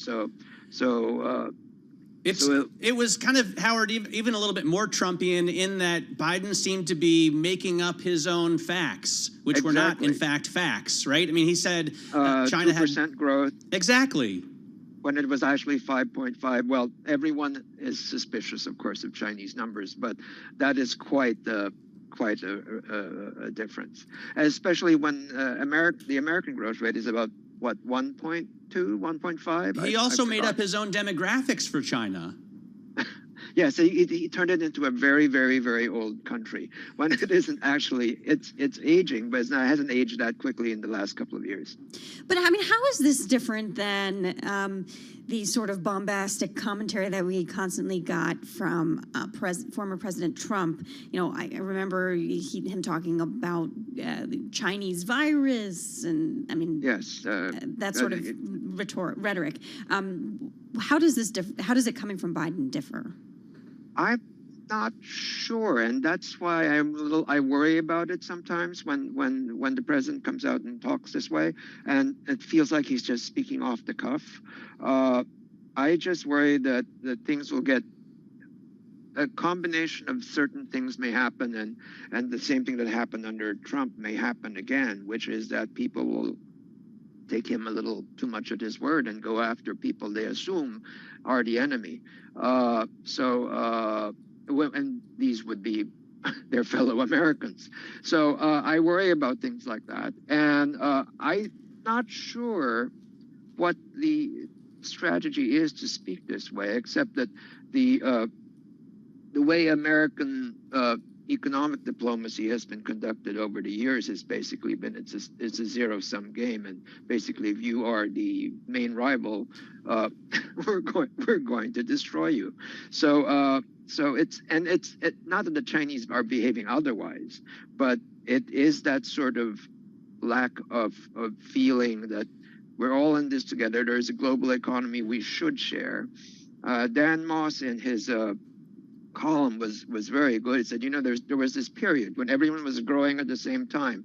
And then suddenly the U.S. went into recession. China had to come in. Basically, it was the Chinese economy that buoyed the rest of the world. And so now it's the other way around. And as the U.S. economy is expected to bring everyone along, now that the Chinese economy is down. And so we've come into what may be a new cycle. Dan very nicely points out that when the Chinese economy is down, the U.S. economy has to come in, and if it doesn't work out that way, then we're all in trouble. Well, he was also supposed to be a more serious president, bring some gravitas to the office, actually speak in truths rather than just making up numbers. And it's so weird that President Biden would say this to a group of his own donors in Park City, right? He's not talking to the general electorate. Yeah. No, it's quite surprising that he wasn't aware, or the people around him weren't aware to let him know that this was going to get out. Let's get to the real cage match. I mean, we hope it's real, right? We want this to happen. Howard, you, I guess, were a fan of the MMA at some point. I have paid for a few fights myself. I think it's pretty fascinating stuff. But if two of the richest people in the world get in the cage together, man, that would be cool. Is it going to happen? You know, I think if they keep on talking this way, they'll have to make it happen, even though one or both of them may not eventually want to do it. And you know, like all these matches, it's a game of psyching each other out. So at this point, Zuckerberg looks incredibly fit, while Musk looks like he might need more surgery for that supposed injury to his neck. But as you know, Matt, the fighters like to psych each other out, and who knows? Musk might pick the right time to do this, just like Floyd Mayweather used to pick the right fights with Manny Pacquiao, and who knows? You can't really tell whether it would be the timing that will decide who the winner is. Well, very interesting discussion there. I'm rooting for this. I'm rooting for this match to happen. I want it to happen too. And I want to say that Howard has a great column on this. So if you have a Bloomberg terminal in front of you, type OPIN GO to check it out. Howard, thank you so much. Howard Yuan joining us there. We've been talking about remote work. Do people go back to the offices all morning, especially with the CEO of IWG, who was talking about people wanting to be back in the offices. We get a different flavor here. I want to bring in Hayden Brown. She's the CEO of Upwork. Now, this is a publicly traded company. Reported earnings last week. But before we get to kind of the numbers and the nitty gritty, Hayden, I want to understand, do you think that this wave of remote work is turning a corner, perhaps ending a little bit? And then, do you benefit or suffer from that at Upwork? That's a great question. I think this is a long-term trend that's here to stay. Remote work, the cat is out of the bag. And even though a lot of companies are going back into the office, which is great, every company is going to find their place on the spectrum of remote work, whether it's in office, whether it's hybrid, or whether it's fully remote. The norms and the capabilities that every company figured out over the pandemic are things that will serve them well as they now tap into some variety of remote workers on a platform like ours. We serve the world with freelance talent that they can access globally. These are professionals on our platform, doing 125 plus categories of work. And every business, whether they're back in the office or not, is tapping into these types of professionals to augment and accelerate their work strategies. So I think this is a long-term trend that's not reversing, even though there will be, fits and starts as companies kind of navigate, this new normal. I have to ask just quickly about your stock price, because it was soaring during the pandemic. You were one of the darlings of the markets. It was up to $60 a share a few different times. Now it had come back down to earth, but now it's heading back up again. It was back down below 10, and now we're up above 14. How much do you have to watch this as an agent, I guess, of the owners, right, of the company, and what's influencing it? We are here building a business for the long term through durable, profitable growth. And I think that's really the story. This is a company that's still in its early innings, frankly. We went public in 2018, and we are going after $1 trillion TAM. So this is a company, total addressable market. Okay. So we're unlocking a huge addressable market opportunity for our customers, for our shareholders, and I think that's really the headline. We did have a great quarter, raised our guidance for the year on both the top line and the bottom line. But this is still a business that's in its early innings, and I think that's what's really exciting is we are executing well, we're performing well, and yet we have a ton of runway ahead of us. I mean, I see kind of a discrepancy here, right? Because these companies are asking their workers to return to the office because they believe they collaborate better. Yet you're saying freelance on the rise, and that there's a future for this.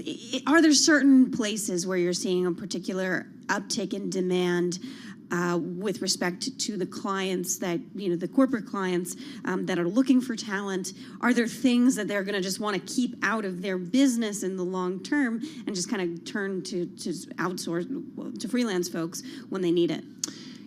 We serve every kind of company that is looking for freelance talent, whether they're in office, whether they're back working remotely, and also small companies through large enterprises are turning to this model. Freelancing was a secular trend that was on the rise prior to the pandemic, and it only accelerated through the pandemic because workers figured out that they really want to work this way. You know, they are excited to have the freedom, the flexibility to do this. And we see younger generations of workers leaning into this even more. 43% of Generation Z is freelancing right now. So companies are realizing if they want to tap into the workers they need with the skills they need, they absolutely have to be tapping into the freelance economy. So this is why companies of all sizes are tapping into this workforce. And certainly as they're looking at things like generative AI, which is a huge and growing category for us, we saw these jobs increase 1,000% in Q2 versus Q4. Companies that need these types of workers with these types of very current skills have to tap into freelancers to get this type of work done. I recently learned about traveling nurses. I had never realized that it was such a massive industry. And I talked with somebody who ran a company that helped them administrate their jobs. It's interesting. They make more money than the nurses that are actually installed permanently at the hospital. I'm wondering what the freelancers that you bring in are making. I mean, my initial thought would be they must not make very much money because they're freelancers, but then maybe they do. It's the opposite. That's amazing. This is a very lucrative career. And I mean, so in AI, for example, we're seeing people with these skills are making 50% more than the average. And again, to your point, folks are joining the freelance economy because this is a better way for them. It's actually more safe and secure. They know they can't get laid off. So this is something where they've got multiple steady clients, and it really insulates them from the vagaries of the normal economy. And they're earning more. We've heard from our talent.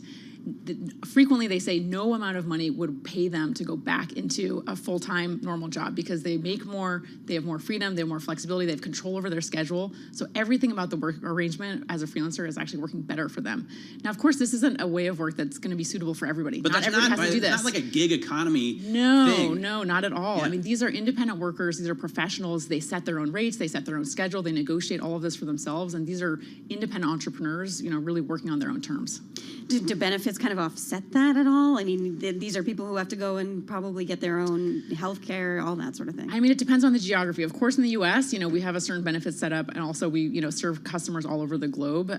So some of them are buying their own benefits. Some of them obviously are in, a relationship with a spouse who has those benefits. So it really depends on the worker, but that is absolutely not an impediment for them to being able to work this way. It definitely lays bare, I'm sure for you, the stark differences between the healthcare system in this country and those in other countries. It totally does. But when you think about it, no one should be barred from working the way they want and doing the job they want just because of a benefits issue, right? And that's just the saddest thing. But that's what we see. People saying, you know what, even if the benefits are more challenging, I still want to go and work this way. And absolutely, they should be empowered to do that. All right. Hayden, thanks so much for coming in. Fascinating conversation, fascinating business as well. Hayden Brown is the CEO of Upwork, the ticker on the NASDAQ, UPWK. And I think this is all part of the way the economy changed post-pandemic. It's not like we're going to go back to normal. We're progressing into the future. This is Bloomberg. Let's get some company news now. For that, we go to Bloomberg's Lisa Mateo. Lisa? You got it, Matt. UBS Group will voluntarily terminate the loss protection agreement with Swiss government and the public liquidity backstop with the Swiss National Bank. Now, it's meant to cover losses the firm could incur from the rescue of Credit Suisse. Bloomberg's Leonard Kenchever explains why now.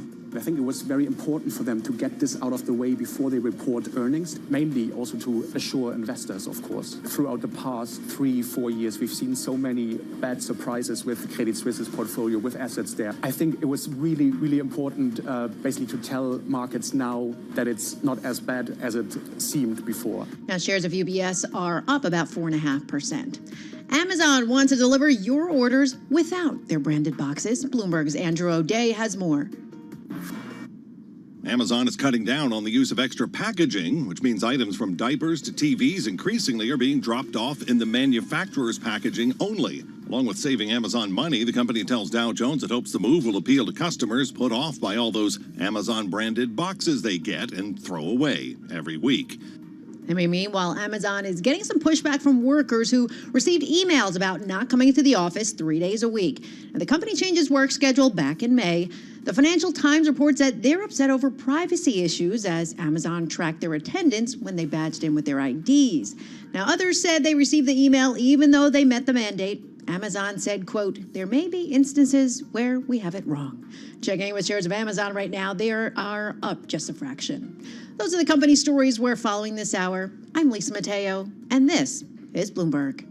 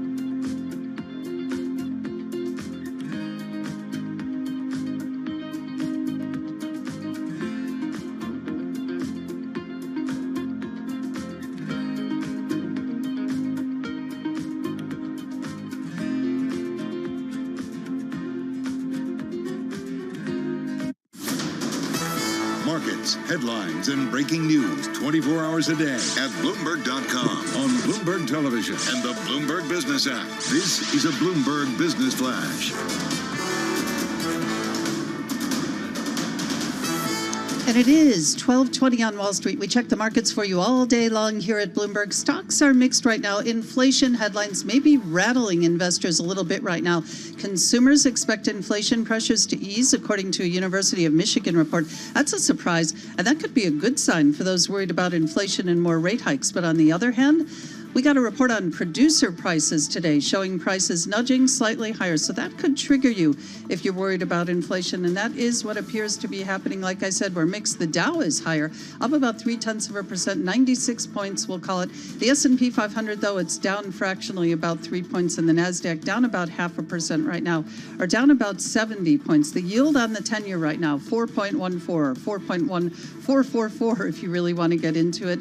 Investors watching that closely. Spot gold right now, it is higher, just about 0.1%, $19.14 an ounce. And crude oil right now up about 1%, $83.64 a barrel. Worries of possible crippling labor strikes and rising costs, meantime, are slamming stocks of two major U.S. automakers.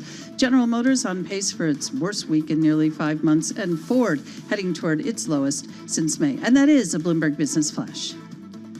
All right, Denise, we have breaking news right now. Hunter Biden has been assigned a special counsel by the Department of Justice. Merrick Garland, the secretary, is the Attorney General is taking questions right now. Let's listen in. Agents and analysts working on this matter the ability to proceed with their work expeditiously and to make decisions indisputably guided only by the facts and the law. The men and women undertaking this investigation are public servants who have dedicated their careers to protecting the citizens of this country. The appointment of Mr. Weiss reinforces for the American people the department's commitment to both independence and accountability in particularly sensitive matters. I am confident that Mr. Weiss will carry out his responsibility in an even-handed and urgent manner and in accordance with the highest traditions of this department. Thank you. If you as Attorney Weiss had the authorities he needed, why does he need to be assigned? All right, he actually walked away. It doesn't look like he's going to be taking any Q&A, but that is a bombshell. The Department of Justice has assigned a special counsel to the Hunter Biden probe. That special counsel is going to be David Weiss. So that was Merrick Garland, you just heard, giving the announcement there, but not sticking around for any Q&A. It's interesting, Simone, they now have a special counsel investigating former President Donald Trump and have brought in a new special counsel, David Weiss, who's going to be investigating the current president's son, Hunter Biden. But of course, essentially, the GOP wants to, through Hunter, get to President Biden with this. Clearly, it's interesting here as well that David Weiss he's the guy that had been handling the probe as a U.S. attorney in Delaware. Garland saying he was the one who requested this appointment. You know, that investigation, that probe had been dragging on for many, many years.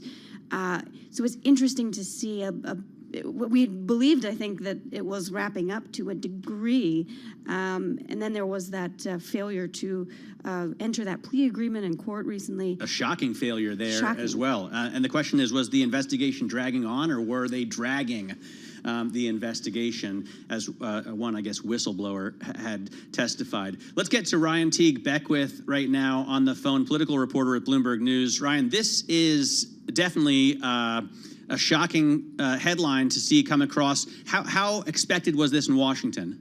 No, this is totally unexpected. I mean, obviously there have been sort of persistent questions about Hunter Biden that Republicans have been trying to sort of forefront.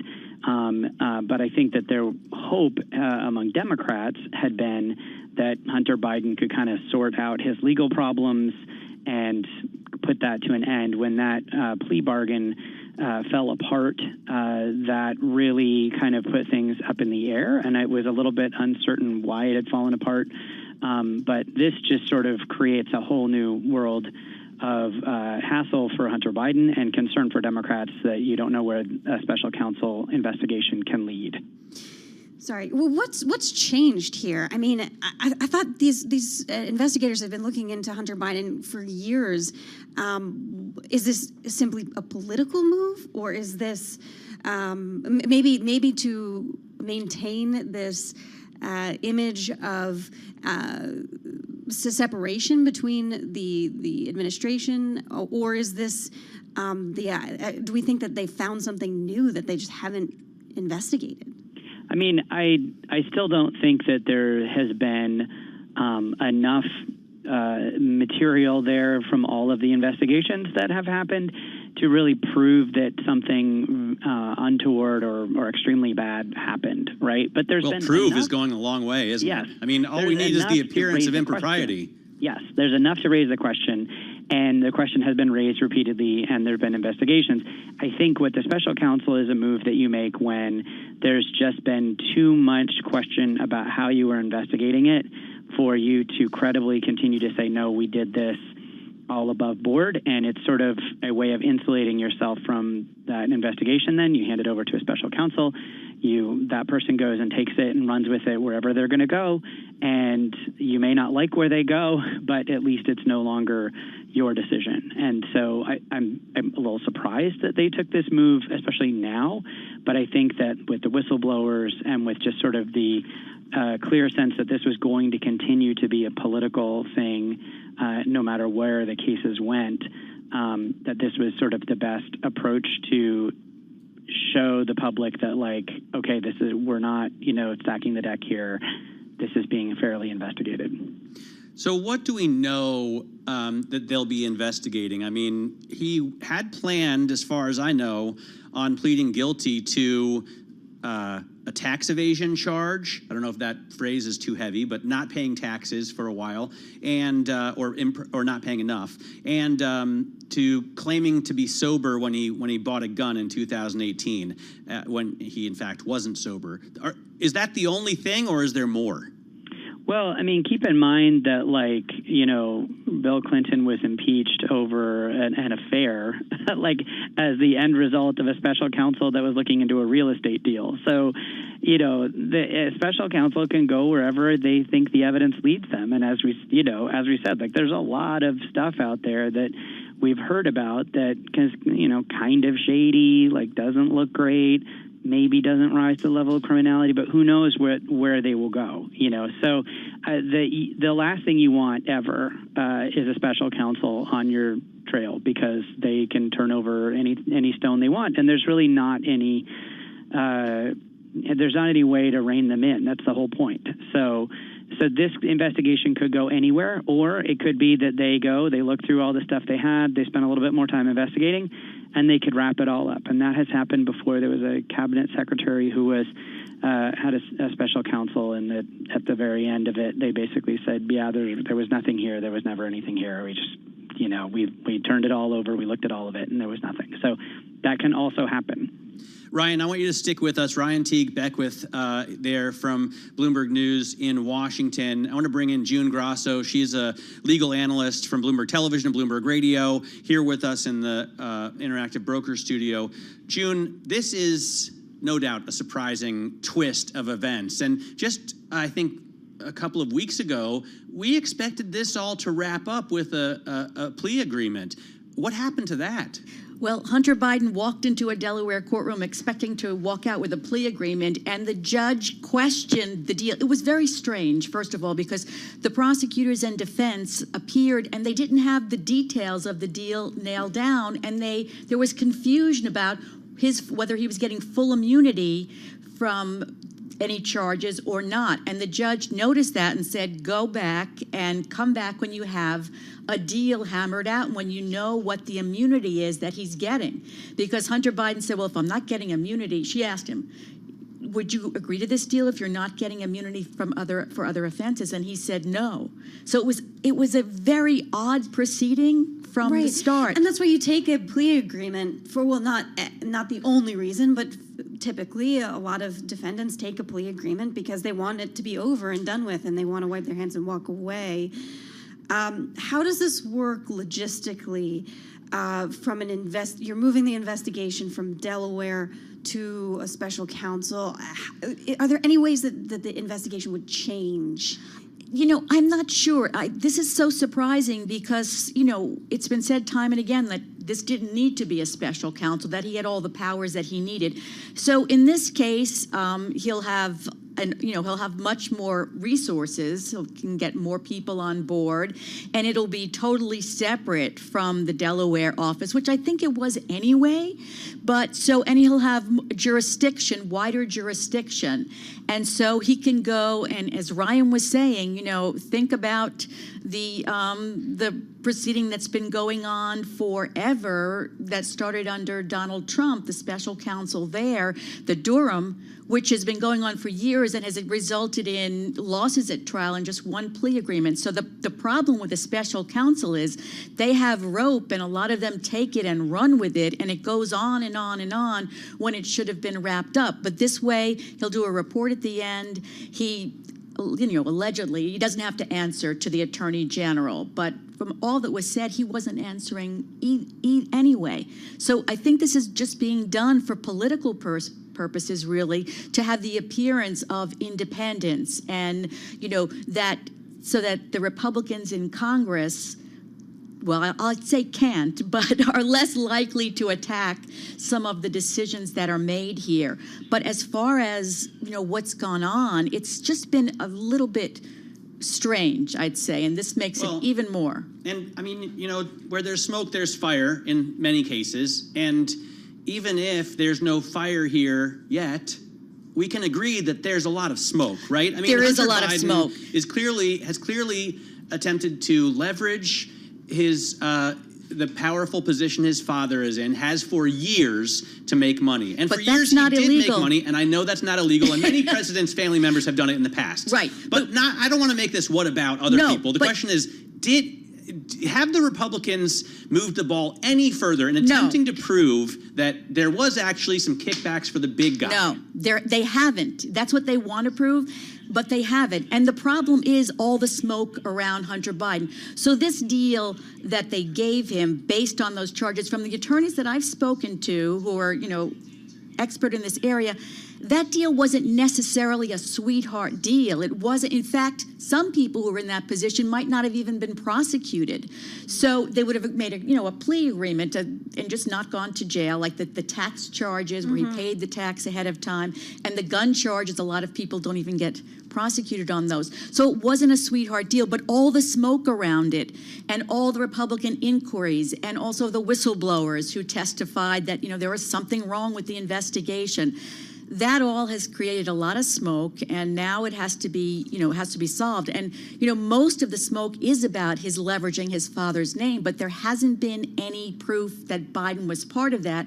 And also, talk about Washington. He did seem to come into conference calls and meetings quite a lot. I know. Yeah. Talk about, though, how much leveraging, like nepotism in this country. The country runs by nepotism. I mean, it's like, how many people do you know whose fathers were, CEOs of organizations that they're in, actors, actresses. I mean, it's news business. It's everywhere. And then, I mean, you think the Trump administration, there were daughters and son-in-laws who were very close to the business. I don't want to go to the whataboutism, but I wonder how many special counsels we truly need. Right. Again, this administration was supposed to not be doing things the Trump administration was doing. That was kind of the idea. Well, how many special counsels did the Trump administration have? So we're going to come back to this. Oh, you didn't answer that June. question. This is, I think, all of a sudden made your day a lot busier, your Friday a lot busier than it was before. Yes. June Grosso is a legal analyst for Bloomberg Television and Bloomberg Radio. We're going to come back to her. Right now, I want to get over to Denise Pellegrini for a Bloomberg Business Flash. Denise? Yeah, why does this keep happening on a Friday? It seems like every Friday it's June Grosso. Where's June Grosso? Where's June Grosso? Stocks, though, they're mixed. The Dow is up about 63 points. That's about 0.2% now. The S&P 500, though, it's down about 0.2%. The NASDAQ down 0.6%, down 87 points. We've got kind of a push-pull on inflation. Consumers expecting inflation to ease, according to a report from the University of Michigan. That was a surprise and good news if you're worried about inflation, but producer price inflation. Well, that picked up in July after a key measure of consumer prices that I mentioned posted a small gain. And that is a Bloomberg Business Flash. Back over to you guys. All right, Denise, thanks very much. Denise Pellegrini there with the Bloomberg Business Flash. I want to get quickly back to the markets before we later in the program continue with this breaking news that Hunter Biden, a special counsel, I should say, has been assigned by the DOJ to the Hunter Biden probe. But we're going to set that aside for now and get back to the markets. Lisa Donahue joins us, co-head of the Americas and Asia at the global consultancy firm Alex Partners. Lisa, thanks so much for joining us. There's a lot going on this Friday that we thought was going to be a slow day in August. But in terms of the markets, it really is still slow. And it has been all week, even though we got inflation data. It just kind of proved what we thought we already knew. How do you look at the current U.S. economic and Wall Street market situation right now? First, thanks for having me. And yes, very busy day today. I think some of the market information that we're getting continues on the trend of confusing, right? If you look at the consumer debt and you look at the credit card debt, it's up to $1 trillion. And that would suggest that the consumer is feeling comfortable. And perhaps they are, but we're also seeing signs of a little bit of a pullback, which continues on the trend of push-pull, which I think your reporter had just said. So what we're seeing is, companies and leaders are thinking ahead, and they are taking this confusion time as an opportunity to really work on the hygiene of their businesses and think about what they should be doing to be prepared for the continued disruption and the continued lack of clarity on where we're going from inflation, interest rates, disruption, war in Ukraine, et cetera. Well, Lisa, before we get some of the broader geopolitical issues, you talk about hygiene of the business, cost cutting, layoffs has been a theme we've seen across tech and finance to a degree. Have businesses gone too far at this point? When I say hygiene, I don't necessarily mean layoffs. I mean taking a look at non-core assets, taking a look at your employee base and Is there upskilling that you have to do? Is your organization and the way you're aligned, is it fit for purpose? In some cases it might mean layoffs, but in a lot of cases it doesn't. It could mean just taking a look strategically at what you're doing and should you be doing things differently. In terms of the geopolitical issues, U.S., China, President Biden already kind of ratcheted those up last night, saying that they're bad folks, and he called the Belt and Road Initiative the Debt and Noose Initiative. Now we've got, more problems in U.S. politics. Does this unrest play into your strategy at all? It does in some ways. What we're seeing some of our clients doing is looking at alternatives and parallel supply chains. Because if one thing COVID and that major disruption to actually getting product taught us is that, yes, low cost is important, but surety of product is as important, if not more important. So what we're seeing as a result of the political uncertainty, the relations with China, some of the Russian concerns, is we're seeing more onshoring and more alternative sourcing for where to put your supply chain. We're seeing folks go to Japan as an alternative from an APAC perspective. And we're seeing folks really looking at shortening the supply chains and looking, as I said, at other considerations instead of just price. With respect to moving business assets around, we had a really great big take earlier in the week about how trade is and the incentives offered by the Inflation Reduction Act are really shaking things up for where companies put their manufacturing, where they hire groups of new people. How much interest are the executives you're speaking to giving to where can I get the best incentives, and how much more is the answer of the United States than it was maybe 6 months ago? I think it's a big consideration, and we talk with a lot of folks on a global basis. And I was speaking with the CEO of a large energy company that's super focused on renewables and green initiatives, and they were talking about the genius of this act and that it is ultimately going to make the U.S. more competitive when it comes to renewable green initiatives because of the incentives that are baked into it. So I do think that it is something that leaders are thinking of and should be thinking of as part of the full picture on where you want to put your investment dollars. Rates are rising. Obviously, 550 basis points since last March, and as inflation comes down, the real rate's even higher. How much more difficult does this make the investment outlook, or does it make things even juicier? Well, I think it depends on your perspective, right? If you are a private equity firm and you're looking to do deals, which is what they do, it means they have to look at diligence deeper. They have to look at synergistic opportunities more. They have to be a little more creative from a structuring perspective because the cost of capital is so much higher. If you are a semiconductor manufacturer and you're trying to onshore, which we're seeing a lot of in the US, you need to look at alternatives. You need to look at quasi-equity type investments in addition to just debt. So I think it's forcing folks to be a bit more creative in how they structure and where their investment dollars are going. All right, Lisa, thanks so much for joining us. Sorry that we took a little longer to get to you today because of the breaking news, but we really appreciate you sticking with us. Lisa Donahue, co-head of the Americas and Asia at the global consultancy firm Alex Partners. Great to have you with us. All right, I want to get back to the breaking news that we have. Hunter Biden, the Hunter Biden probe over the DOJ has been assigned a special counsel. So we saw briefly Merrick Garland come out and make a statement appointing this special counsel to oversee the government's ongoing criminal investigation into President Biden's son over his taxes, as well as a number of other issues. Certainly the Republicans hope there will be a number of other issues there. We have Nick Ackerman on the phone right now. He's a former assistant special Watergate prosecutor. And Nick, typically we would talk to you about all things Trump.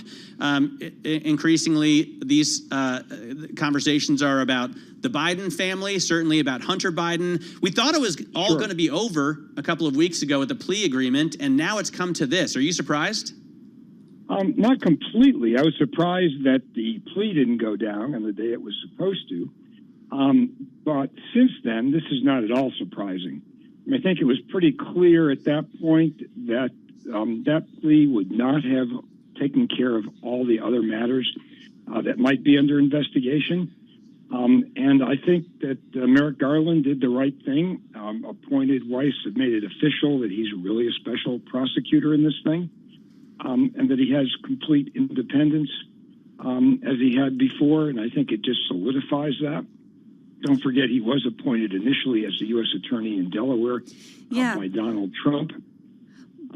So I think this just, provides more distance between the Department of Justice and the prosecutor.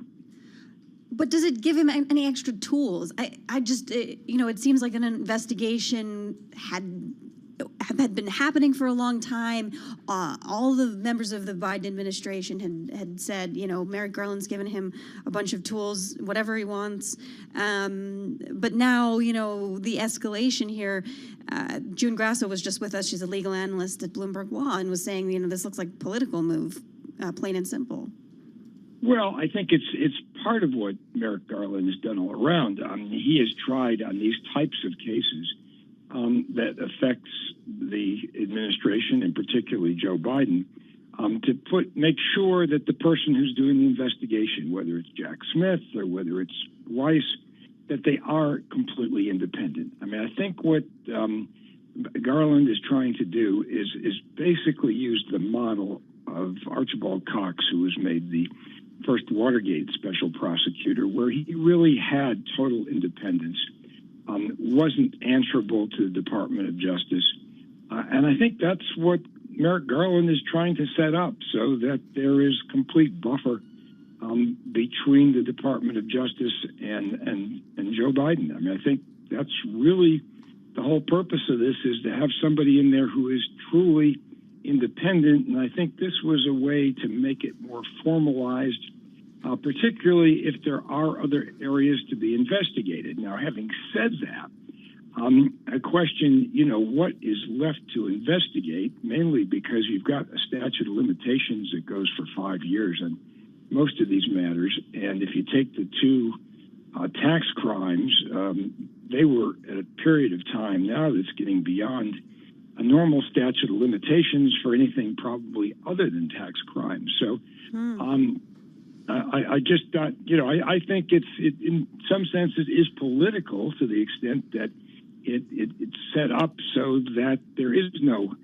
question of politics not being involved. I think, to the extent you're saying it's political, having complete independence from the Department of Justice and from Merrick Garland just adds to the fact that the person has the independent ability to do what he's doing. And even though under this crazy special prosecutor regulation, that supposedly the special prosecutor ultimately answers to the attorney general, I think that Merrick Garland has been and made it clear that he's been totally hands-off on all of these matters, whether it's Jack Smith or now it's going to be Weiss. Frankly, Nick, why wouldn't they have been a lot better off if they'd done this from the get-go? Because the concerns are on the Republican side, not just the tax crimes or the gun issue, but the sort of foot dragging. The idea that if the president's son is a tax evader, he can get away with it, or he'll be given a lighter sentence. Wouldn't President Biden or the administration have been smarter to get this out of the way at the beginning?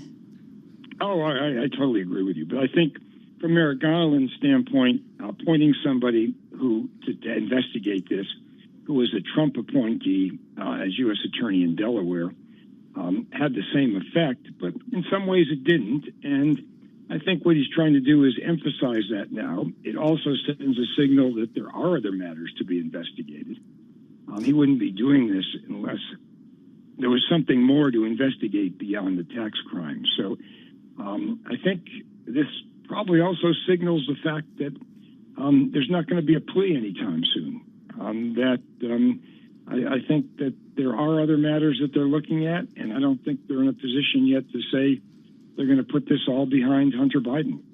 Yeah, I mean, so there was this closed-door testimony of Hunter Biden's ex-business partner, Devin Archer, and I think the takeaway from some of the press was that this didn't really back up the Republicans accusing President Biden, of crime and corruption.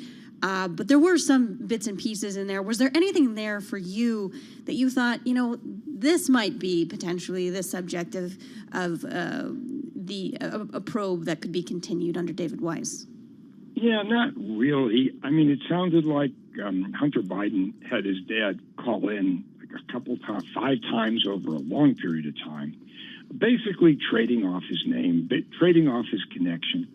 A lot of other presidents in the past have had the same problem. I think Richard Nixon did, Jimmy Carter did, even Hillary Clinton had this problem with her brother. That relatives, you can pick your friends, but you can't pick your relatives, basically. And it's always been something that's bedeviled presidents and people in high public, office. So I don't think it really reflected that there was any there. But look, the public has to be assured that everything is being done by the book, that everything that's out there is being investigated. And at the end of the day, I think this will give that assurance. One, he's made the special counsel on this. And two, he was a former Trump appointee, and a Republican who was the Delaware U.S. attorney who's been kept on, and he's the one investigating it. So I really don't see how you can have anybody with any better credentials to do this than Weiss. And I think this, provides exactly what needs to be done. Did we find out who the big guy was, Nick? I mean, if in the emails that the Post got out of the laptop, in the quote on the CEFC China Energy venture, when they said 10% held by H for the big guy, did we ever figure out who that was? Did we lose Nick? Oh no, I think we might have lost Nick. I'm looking at the Zoom screen. Oh no, Nick, there you are. So did we care? I mean, is there any there? Well, so far they haven't found any there, but it doesn't mean that they shouldn't investigate it and assure the public that they've looked at everything before they close out the case. And I think that is what they've got to do. All right, and that's what Weiss's job is. Yep. Nick, thanks so much for joining us. Really appreciate you jumping in on this breaking news. Nick Ackerman, former special Watergate prosecutor, talking to us about the breaking news that the Department of Justice will appoint a special prosecutor in the Hunter Biden probe, and that prosecutor is David Weiss. I want to continue to cover this issue with our Washington reporter in just a moment. First, I'm going to get over to Denise Pellegrini for a Bloomberg Business Flash. Denise? Yeah, it's 12:52 on Wall Street. We check the markets for you all day long, of course, and we do see markets dipping, Matt, weakening a bit after those headlines on the Bloomberg terminal came about 12:20 Wall Street time, saying that U.S. Attorney General Merrick Garland is appointing a special counsel to oversee the investigation into Hunter Biden, et cetera, that you've been talking about. But before that, we were kind of obsessed with inflation. Consumers expecting inflation to ease. That's according to a report from the University of Michigan, but at the same time, U.S. producer price inflation. Well, that picked up, and Bloomberg's Edward Harrison says signs of inflation persist. And this is really key to watch right now.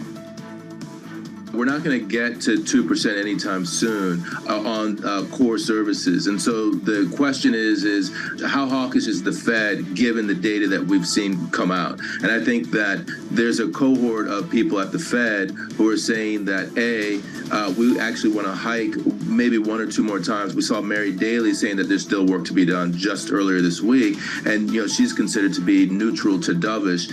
And then once we get to that level, they've said consistently consistently, at least for a year, that they're not going to cut. And, you'd have to see the labor market back up considerably in order for them to actually cut. So it's more likely that they're going to hike and hold than it is that they're going to hold and cut. Hike and hold. The Fed has another meeting in September. Edward Harrison on Bloomberg Markets, the open there. And as I mentioned, stocks gains evaporating. The Dow now up just about 0.1%. The S&P 500 down 0.3%. The Nasdaq down 0.7%. Yield on the 10-year inching higher now, 4.15%. And that is a Bloomberg Business Flash. Denise, thanks very much. Denise Pellegrini there with your Bloomberg Business Flash. We want to get back to this breaking story. I'll repeat for those of you just tuning in. U.S. Attorney General Merrick Garland is appointing a special counsel to oversee the government's ongoing criminal investigation into President Biden's son. Of course, the crimes that we know about are related to taxes, not paying enough in taxes, and obtaining a handgun with, I guess, false claims that he was actually sober when he was, I guess, on drugs or something like that. In any case, we thought that there was a plea agreement that was going to deal with all of this. That fell apart last month, and now Garland is named U.S. Attorney. David Weiss, the official overseeing the criminal investigation into Hunter Biden, as a special counsel. Let's get to Ryan Teague, Beckwith, political reporter with Bloomberg News. Ryan, do we know that David Weiss actually requested this position himself? In the past, there had been some stories that he had asked to be made a special counsel and that he had been turned down. He actually pushed back on that account and said that he had not asked in the past. So I don't know that we know just yet if he has asked it or if this was Merrick Garland's decision, but certainly I don't think he would object to it. Was there anything on timing when he asked? Like, I wonder what happened in the last couple of, months or weeks that kind of made this suddenly something that David Weiss would have needed. I think this just all comes back to that plea deal falling apart in court at the last minute. And I think, among the Justice Department officials, the sense that this was just not going away, that there were continuing to be sort of claims made about all of this, and with it being left open-ended and not resolved, there was really not a way to just sort of say, okay, we had someone, they looked into this, it's over. So I think this is just a way of saying, okay, there's been other allegations that have been made about this. We need to sort of thoroughly vet all of those, and doing it through a special counsel is a way to sort of depoliticize it. One of the allegations, Ryan, is that Hunter Biden was doing a deal with a Chinese energy company and may have been, and this is an allegation that hasn't been proved, and I haven't seen anywhere sufficient documentation that really would move a jury, but that Hunter Biden was holding 10% for someone referred to as the big guy. This, according to an email from his laptop. The Post broke the story. Everyone else kind of ignored it for a while, but Politico later reported on it and confirmed it. Have you heard anything more about that? Who is the big guy? Does anyone think that there is a connection to President Biden there? Yeah, I mean, again, there has just not been sufficient evidence to tie in Joe Biden to any of this. I think if anything, the evidence that we've seen so far would maybe lean more in the direction that these people who are paying Hunter Biden for access got ripped off. I mean, the sort of the best they got was he would do a phone call to his dad and say, hey, I'm having dinner with friends, and put him on speakerphone, and then he'd say, well, nice to meet you guys, and that was it. But that said, I mean, we don't know if there is some other unexplored avenue here. A special counsel certainly is going to have the resources to find that. This has been investigated for quite a while here, including by the House too. So, I think that if there was something as really obvious and egregious as a direct payment or something like that to Joe Biden himself, that you would think we'd know already. Come up. Yeah, but that said, I mean, the thing is, special counsel investigations can take years. So, if they really want to go and chase this, that they can do that. And it may come out eventually. Ryan, just quickly, I know this is something that's likely to please the Republican side. Does this offer any fodder for a look, at least, into the dealings of Jared Kushner, who, by the way, raised billions of dollars from Saudi Arabia? Again, we only have about 20 seconds. Yeah, I mean, the problem is it always looks worse if you're doing stuff secretly than when you're doing stuff publicly. And Jared Kushner and all of his deals may have been unseemly, but they were all fairly out in the open when they were doing it. And so people kind of just shrug. You get a lot more in trouble when it turns out that you were actually doing something and that wasn't widely known, and then it's also unseemly. So I don't know that that's really going to have any blowback on Jared Kushner scandals.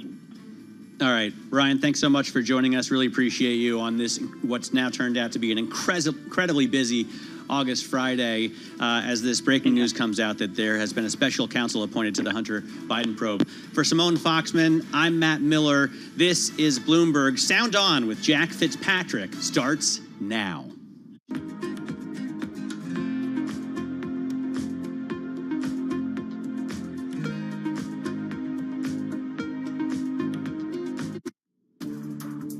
From New York City, for our viewers worldwide, I'm Katie Greifeld. Bloomberg Real Yield starts right now.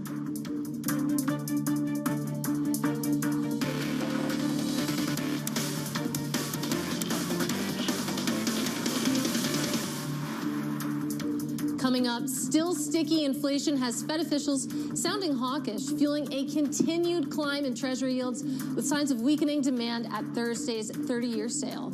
We begin with the big issue. Maybe the Fed's job isn't finished yet. We have a lot of pricing pressure from services. Fear of a reacceleration. Reacceleration. Where is that reacceleration going to come from? The economy is losing momentum here. In some ways, exactly what the Fed wants.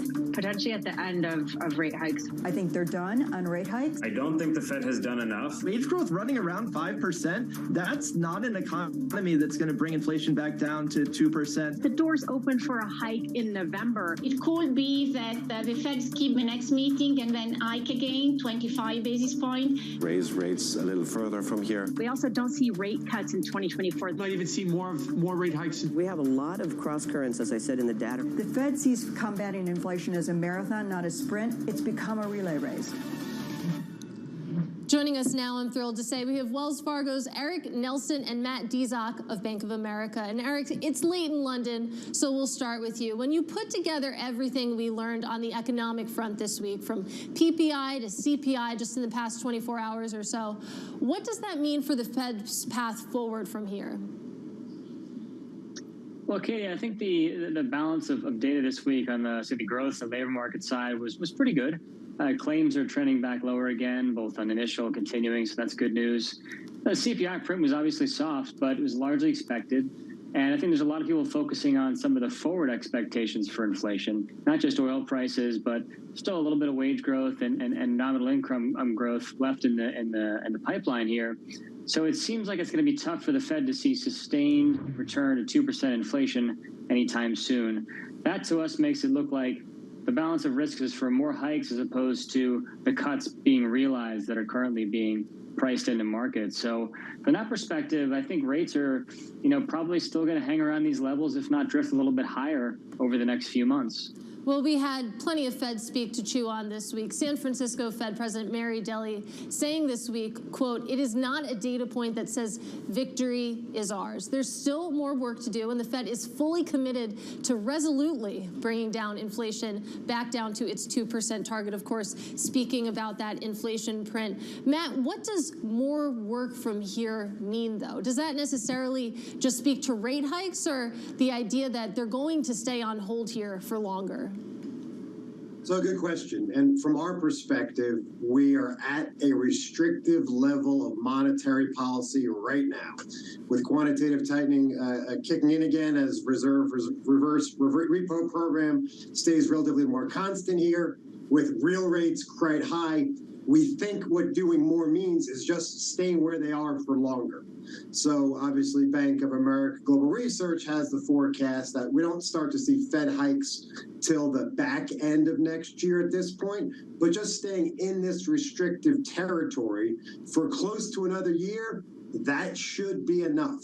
And to be fair, the market has been signaling this for over a year now. Break-evens across the curve, 5, 10s, 30s, has been telling you inflation is not a long-term problem. It's going to get behind us with the Fed continuing to stay restrictive. Yeah, the bond market definitely putting its faith in the Fed's inflation fighting prowess. But Eric, what does the policy mistake look like at this point? Is that the Fed doing too much, being too aggressive, or doing too little now? I think the tough thing, Katie, to be honest with you, is that they're kind of worried about both, because you have to balance two things that they've never really had to balance before as an institution. One being, you have an obvious inflation problem, right? That's not going away anytime soon. Whether it's core headline inflation, there's still risks here to the upside, and markets are increasingly focusing on those. And at the same time, you have a much more financialized and also debt-laden economy that you really didn't have back in the 70s and 80s, the last time you had a real inflation problem. So they are worried about over-tightening and under-tightening, given the sort of competing risks. And that's what makes both the Fed's job hard and also the job of those of us trying to gauge what the Fed will do and what the market will do. And so you see that reflected in rising rate vol. I think that probably continues to stay pretty well bid. And I think it also makes me sort of more worried about this sort of narrative that the risk reward is very good for buying duration right now. I think there's not enough people focusing on what if there's risks on both sides. I think that needs to be more part of the conversation right now in the market. This is exactly where I wanted to go because, Matt, I'm looking over your notes. You sent them at 12:32, so I had to read them quickly. But you write, get long duration, sort of taking the other side of that trade. Tell me about why getting long duration now makes sense. Yeah, just in time delivery on those notes. Little supply chain logjam this morning on a summer Friday. Sorry about that, Katie. No, this is enough time. So the way we think about it, we like to move, incrementally. And so when the 10-year was at 50 basis points, Fed wasn't going to go below zero. Great time to be extremely short duration. We took portfolios as short as we could. Now we're at essentially roughly 2% real yields on 5-year tips. We are at the end of the rate hike cycle or very close to the end of the rate hike cycle. We have either a recession or a soft landing coming. All this is lining up in our perspective as a great time to be at least slightly long duration. Now, to Eric's very good point, there could be upside to rates. One of the things we highlighted in a report about a month ago, which, again, timing was just lucky on this, was that one of the things that could force U.S. rates higher is what happens in Tokyo, right? Fed has moved from 0% rates to 5% plus. European Central Bank has moved from 0% rates to 4% plus. Bank of England has moved from 0 rates to 5% plus. Bank of Japan still has negative short-term rates, right? So as they if they let their 10-year increase, it's certainly possible you see a move to higher levels in the 10-year. But if that happened, we would get even longer duration at that point. So right now, we're absolutely in a slightly long duration position. We think the Fed's restrictive enough. If you look at lending standards in the banking sector, those are quite tight at the moment. The Fed's going to get what it's asking for with higher unemployment, with slower inflation. But even without that, right, 2% real yields on the 5-year tips. Again, you have to go back 15 years to the 06-07 time period where you saw 5-year real yields at that high level. And it didn't even stay there for more than a year and a half. That, from our perspective, is a wonderful opportunity for savers after years of financial repression. We want them to extend out and take advantage of those longer-term yields. Let's talk a little bit about entry points and the point you make on the Bank of Japan. It feels like the ultimate wild card. But I look at 30-year yields, 10-year yields too, but 30-year yields, they're up about 30 basis points in the past month or so. So when you're thinking about entry points for long duration, you say you're already slightly there. For people coming in and looking to extend duration, is now the time or would you wait a little bit, Matt? No, in our position, in our preference, now is the time. Again, because risk is always two-sided. So certainly there are risks to higher rates, but there are also risks to lower rates, right? China seems to be seeing softening data, both in exports and imports, and inflation data. There are always wild cards out there. So from our perspective, at the beginning of the rate hike cycle, you're concerned more about rate risk. You're concerned more about long-term rates moving up. Now the balance of risks suggests that long rates are high enough and short rates are going to have to come down, not immediately, but you don't know exactly.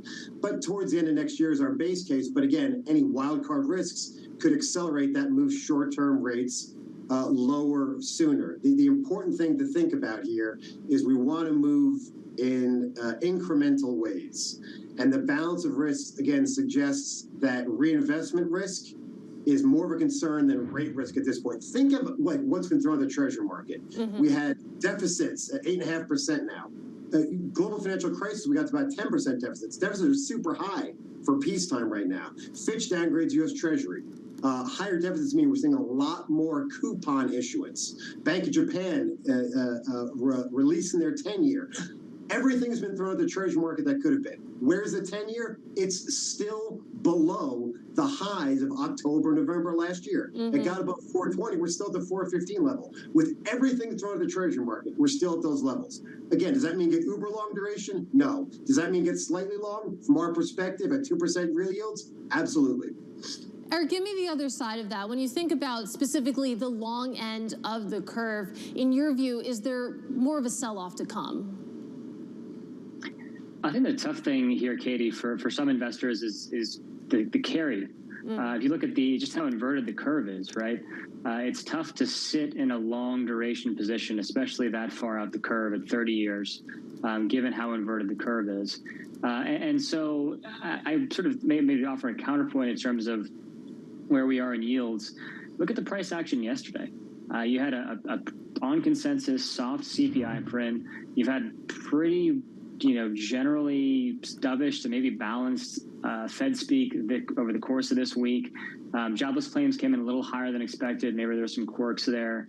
But the overall data, were such that you wouldn't expect to see a 10 or 15 basis point sell-off in the 10-year yield, and that's exactly what you got. Now you can of course pin this on the auction, but I think the overall it was a pretty fragile market. You can sort of sense it in the aftermath of the CPI print. So I'm probably still more worried about us retesting those highs from last fall than I am about the downside risks here for yields.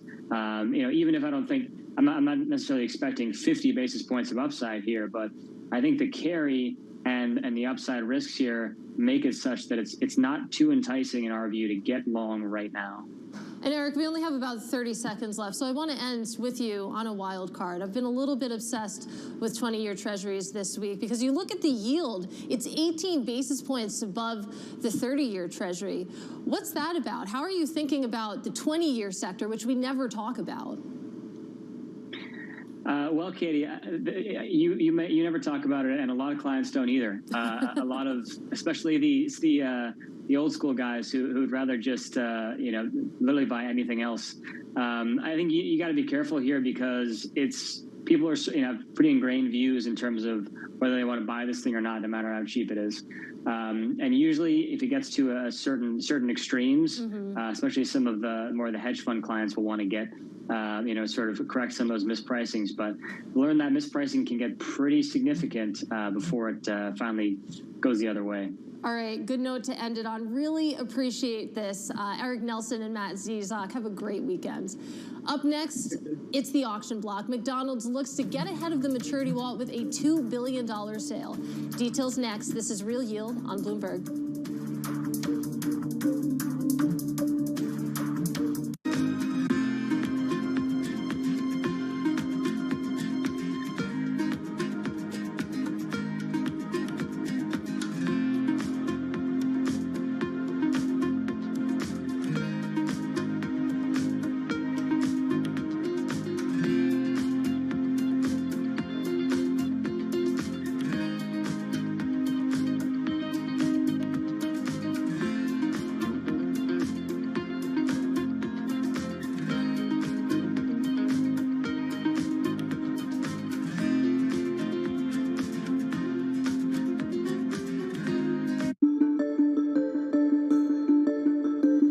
thought maybe I should go do something else. I can't do anything better than I'm already doing. I already turned this company around. I've made a lot of money for the investors, the shareholders, and yourself. Are you happy doing this? You're going to do this for the foreseeable future? I'm going to do it for the foreseeable future. I love what I do, and the reality is we've accomplished a lot. As you described, we've made Blackstone a lot of money. We made our shareholders a lot of money. More importantly, we've grown the business, and we've been a huge engine of opportunity. If you think about all the jobs we've created around the world, all the communities we've made better places, all the ownership groups who we've helped grow their business, and having built a world-class culture, the opportunities we've created for upward mobility for people. And this business, I would still say, is like a coiled spring coming out of COVID particularly. So I feel like we just have more to do. My job's far from done.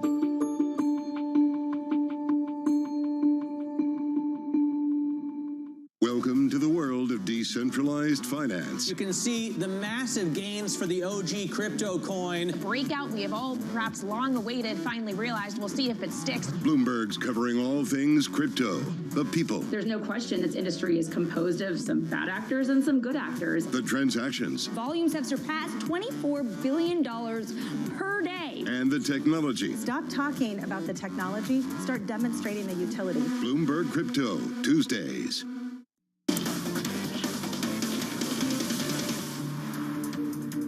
I'm Katie Greifeld. This is Bloomberg Real Yield. Time now for the auction block, where today saw the 25th zero sales day of the year in Europe. It wasn't totally quiet, though, with more than 4 billion euros of weekly issuance, featuring Mercedes-Benz with its first sterling deal in 4 years. Meanwhile, in the U.S., some well-known names with sales, including the likes of Goldman Sachs and McDonald's. The bank sold nearly $2.8 billion, while the restaurant chain sold $2 billion. And in high yield, you had real estate firm Cushman & Wakefield with its first sale in 3 years, selling $400 million. Meanwhile, calls for a soft landing piled up after the U.S. CPI print on Thursday, but Guggenheim's Ann Walsh staying defensive. I don't think the market is really pricing in sort of the next shoe to drop, and that's credit. There's so many cross currents of information that are happening right now that really investors are trying to fight the Fed. And the Fed is very much focused on continuing to fight inflation. Mm-hmm. They're going to keep rates higher for longer, which was actually what we anticipated. And they're going to continue to work to slow down the economy. And frankly, I know recession seems to be off everybody's mind, but I think that that's probably a mistake at this point in time. Joining us now, Invesco's Matt Brill and Barclays' Megan Graper. And Megan, I want to start with you. Where Ann left off, is there a shoe to drop in this market, and is it credit? Yeah, I mean, great question, Katie. I think spreads have taken a breather for sure, but I think it's fair to say yields continue to be the driving force in investment grade credit. So, irrespective of where investors sit on the globe, most of the accounts we're talking to are continuing to look for attractive carry opportunities to ride out the summer. And with that demand consistently outstripping supply, I think it's creating a real insulatory effect. And a willingness to throw out historic August playbooks to source actionable new issue windows. So, we saw that yesterday, where despite rate volatility, we delivered the largest CPI day for the dollar primary markets since the first quarter of last year.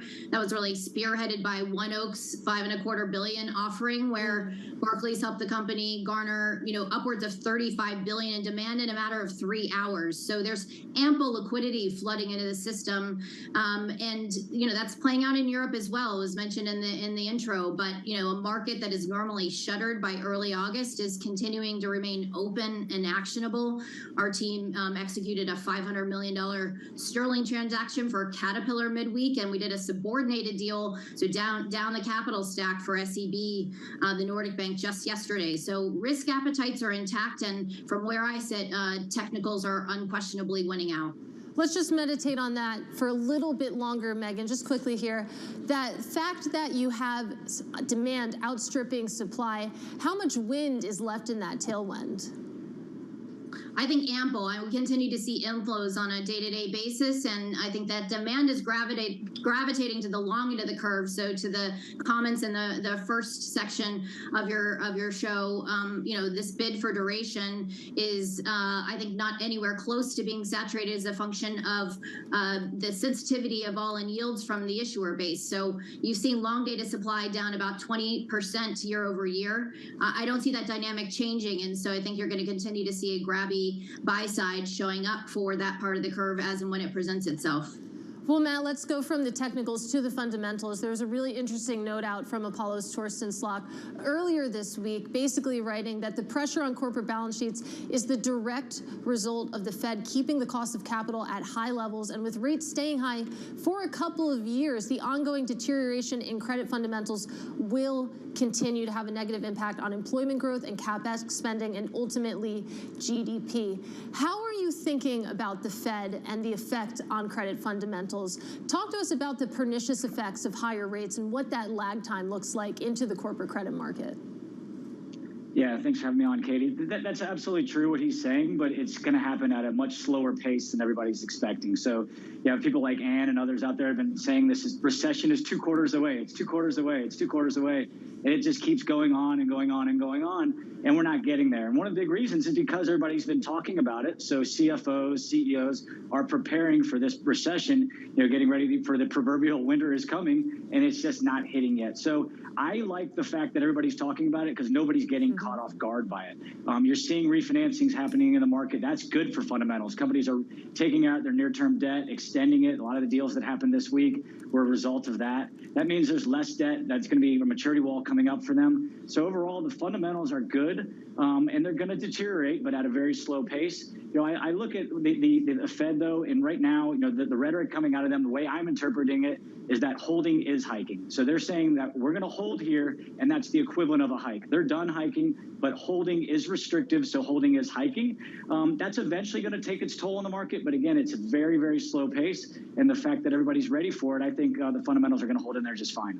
Holding is hiking. I'm going to steal that. I like that a lot. Let's talk a little bit about where the opportunities are amid that slow deterioration. Of course, I think all the way back to the start of this week, feels like a year ago, we had Moody's coming out and downgrading a bunch of small and mid-sized banks. We haven't really spent a lot of time talking about the banking issue over the past month. When you think about financial debt, is that an opportunity there, or would you expect more shoes to drop in that sector? So I think it's an opportunity. I'm sorry, I didn't know you were asking. Oh, sorry, Matt, go ahead.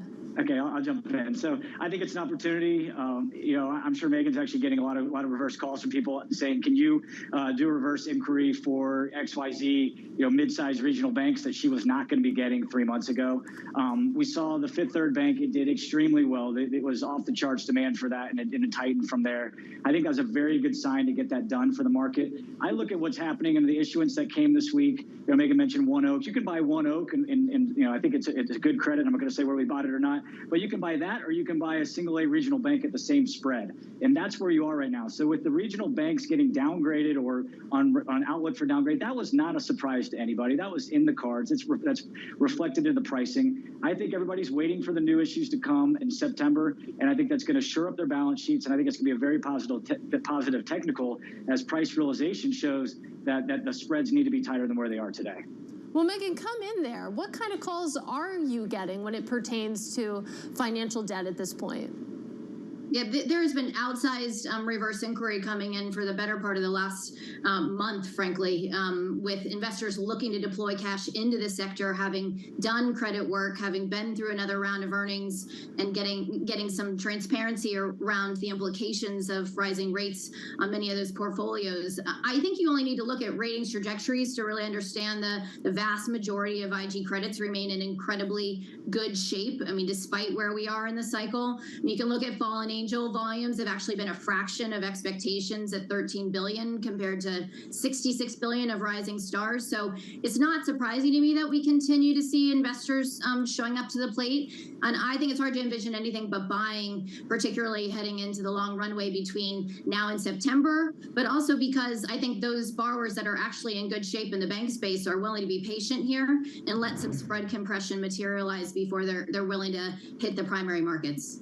Guys, great discussion. Really sad to say we have to leave it there. Matt Brill and Megan Graper, thank you both so much for your time. Still ahead, it's the final spread. The week ahead, another look at the state of the U.S. consumer. That's next. This is Real Yield on Bloomberg.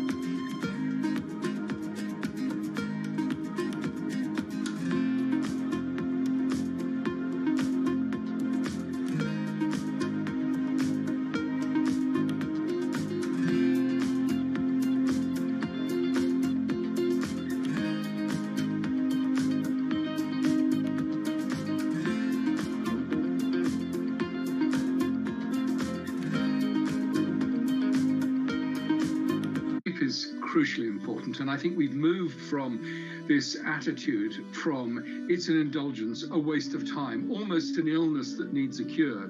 For something as universally important to human life as sleep, mysteries surrounding its necessity and utility have only just been recently uncovered. Some of our biggest discoveries were in the 1970s or 1980s, and so it makes it a really exciting field because it seems as though we're uncovering new insights each and every day. Some scientists are going further to find out how sleep and what happens there can be harnessed to further expand our understanding. It's easy to memorize things. That makes you smart if you can spit back a lot of facts. But if you want to be wise, if you really want wisdom, you've got to know when and how and why to use that information. And that's what your brain figures out while you're sleeping.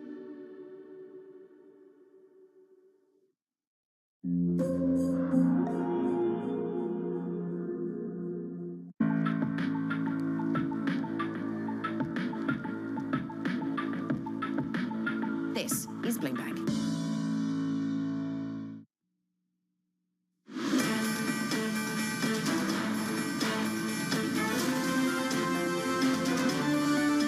I'm Katie Greifeld. This is Bloomberg Real Yield.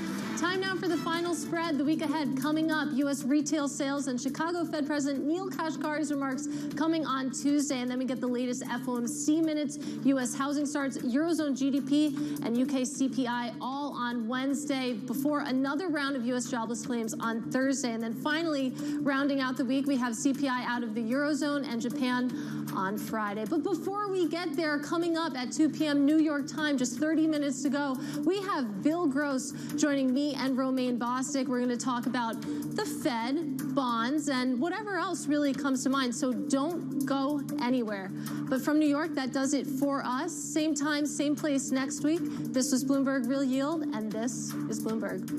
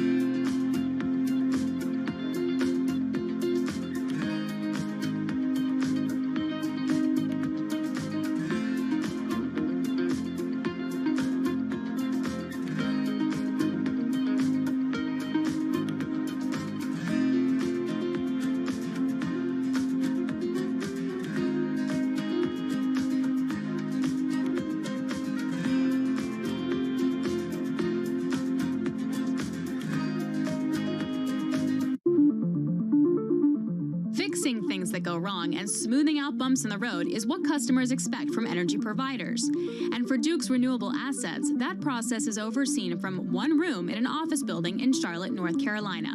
Brian Savoy showed me around the company's Renewable Control Center.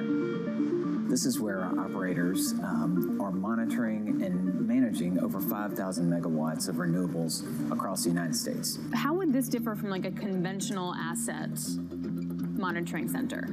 Yeah, so assets, historically, they would have the monitoring center on site. So you might have an operator with screens, but at the site. Whereas this, we could do 90 sites. There's offshore wind, onshore wind, solar, and they're looking for the smallest change in output because every megawatt hour is money. When one of these assets isn't producing full capacity, we're putting another resource on, and we're having to toggle this on a consistent basis. And this, as clouds come, this is by the minute. This is not, or the hour it's off. No, it's by the minute, and then it'll fall, come back, and we have assets that follow this digitally as well, so that we can keep a consistent flow of electrons on the grid.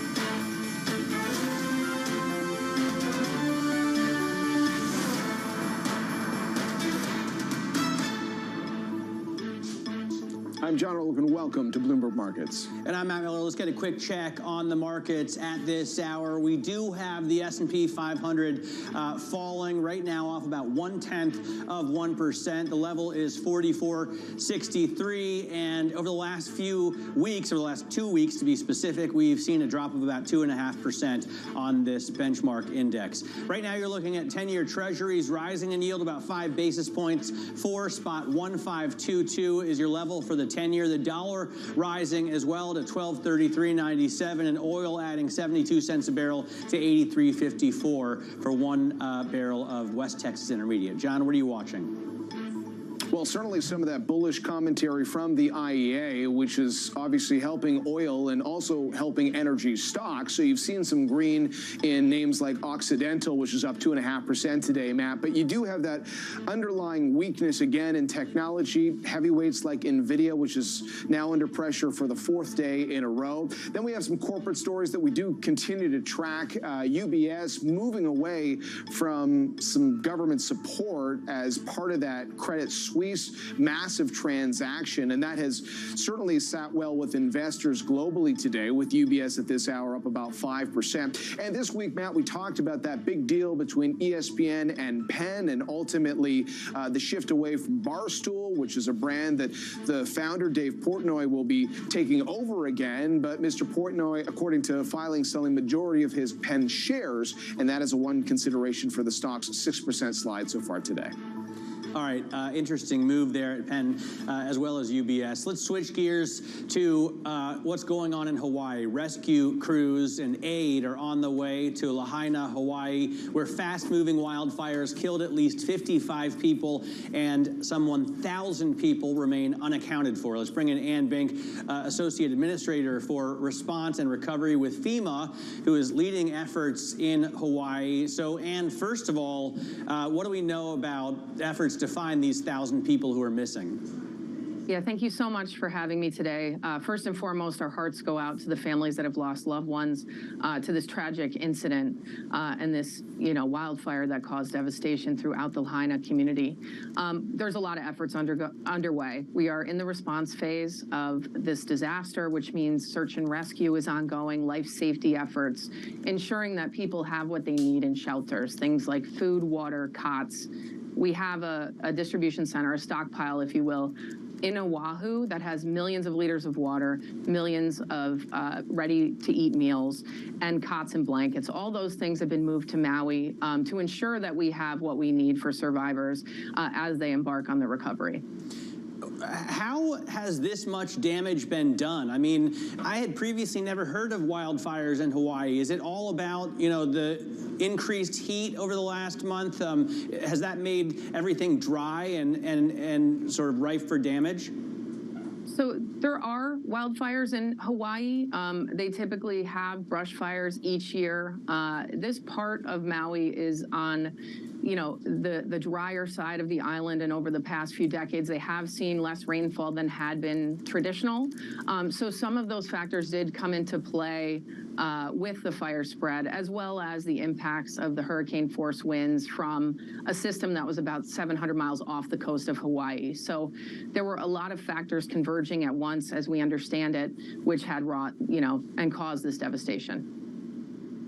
And maybe you can shed some light financially as well, because obviously that is a big immediate question for so many people in Hawaii, and the federal declaration, disaster declaration, what essentially that has unlocked for you in terms of resources. Sure. So with President Biden's major disaster declaration, it unlocks federal resources, including individual assistance, which provides funding to support some home repair, personal property that was lost, as well as some services, things like disaster unemployment and crisis counseling. It also unlocks small business administration loans, low-interest loans for homeowners that had damage due to the fire, and low-interest loans to businesses. As you know, this was also a business district as well as a tourism location in Lahaina. So not only will assistance flow to individuals and the community to build back infrastructure, but also to businesses and homeowners in the form of loans through the Small Business Administration. And obviously there is a high priority on the situation right now. There was a FEMA report very recently showing the disaster relief fund entirely out of money by September with a $4 billion deficit. I guess if you think on the road ahead, how does the situation in Hawaii, the recovery effort, play into that? Are there limitations in terms of the resources? Is there some kind of budget transfer authority that can be tapped? It's a great question. We have what we need in our response efforts to support Hawaii in their response and recovery. But as you know, the administration is working with Congress to ensure that the disaster relief fund can be replenished to ensure we continue to have resources for other disasters as they occur. Can this city, once, formerly the capital of Hawaii, can it be rebuilt? Yeah, that will be one of our #1 recovery goals, right? Right now, we're still in the response phase and ensuring life-saving efforts are being undertaken to the greatest extent possible. But we're also looking at short-term sheltering in the form of, temporary sheltering, hotels, those types of things, which will eventually transition into midterm housing recovery into long-term permanent rebuilding. We will be with the community of Lahaina and the state of Hawaii until that job is done, and that will take some time. This was a devastating impact to this community. It will take time to rebuild, but we will support the state and the community in doing just that. Ann, thanks so much for joining us. Really appreciate your efforts. Ann Bink, Associate Administrator of Response and Recovery at FEMA, talking to us about the disaster in Hawaii. Let's get to U.S. politics now with some breaking news that came across the ticker just about an hour and a half ago. U.S. Attorney General Merrick Garland is appointing a special counsel to oversee the government's ongoing criminal investigation into President Joe Biden's son, Hunter. Joining us from Washington is Bloomberg's Kaylee Lyons. Kaylee? Well, Matt, it is U.S. Attorney in Delaware, David Weiss, who already since 2019 has been conducting a criminal investigation into the president's son, who has now been given this special counsel designation. Remember, this office of Mr. Weiss in question was the one that reached that initial plea agreement with Hunter Biden earlier this summer, which fell apart in court. And we understand from prosecutors that no new agreement has been reached. He has now been given this special counsel designation, and in doing so, according to the Attorney General, will now not be overseen on a day-to-day basis by the Justice Department. So basically a difference in the chain of command here, a sign that they are trying to really show independence, maybe to push back against criticism that there has been political influence by administration officials into this matter, because that has been the messaging to this point from Republicans, and that is that there is a two-tiered justice system in the U.S., that the Department of Justice is being weaponized against, for example, former President Donald Trump, while protecting the Biden family. And we have gotten some responses from Republicans to that end. A spokesperson for former President Trump said in a statement that crooked Joe Biden, Hunter Biden, and the entire Biden crime family have been protected by the Justice Department for decades. We also saw a statement out from the chair of the House Oversight Committee, Republican Representative James Comer, that said this move by Garland is part of the Justice Department's efforts to attempt a Biden family cover-up. And he spoke of the investigation that his committee, the House Oversight Committee, currently has ongoing into not just Hunter Biden, but the entire Biden family's dealings, making allegations of influence peddling, essentially. We should note that while we do know that Hunter Biden has received millions of dollars from overseas companies and individuals, there is no evidence to this point that President Biden, when he was vice president, was aware of this or benefited in any way or was influenced in any way. Still, though, this is a great political difficulty, not just for a sitting president, but one who is seeking re-election in 2024. Now a special counsel investigation and, of course, an ongoing congressional investigation into his son. And I would note the president has been very reluctant to speak about Hunter publicly. The White House has declined to comment to Bloomberg on this matter. They have not put out a statement, and instead they've referred questions to the Justice Department and to Hunter's own representatives. All right, Kaylee, thanks for breaking it down. Bloomberg's Kaylee Lyons with the latest, and we will continue to track that story as we are also watching the latest on the inflation front, the latest data showing a big reacceleration, at least when it comes to the producer prices. We're going to talk a little bit more about the investor reaction, what the Fed's plans going forward could look like. This is Bloomberg.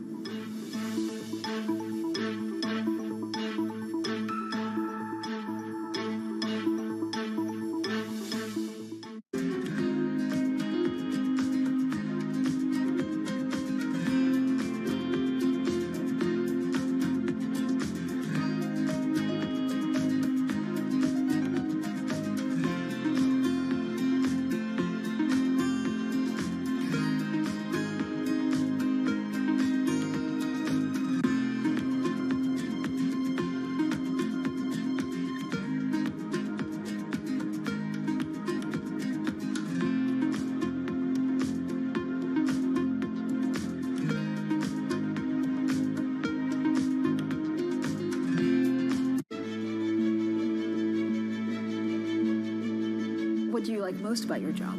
I think the people. I mean, ultimately, we're a people business. A lot of what my job is as CEO of the company is to give those people sort of motivation, to tell them where we're going, to encourage them to come up and do their best work, to encourage them to collaborate. Sometimes you sort of think you're almost a psychologist, as you are a business leader, I think, sometimes. And so what's your best piece of advice? I love pitches. I love being sort of leading from the front, if you like, and spending times with teams. I love to see the work that we're doing. When we pitch for a piece of new business, often when we come together. So I guess I try and put myself in the seat of the client. And what's the client going to think when they see this work? Are they going to be excited? Is it going to turn their brand around? How's it going to resonate with their consumers? So as much as possible, I think probably I try and play that role.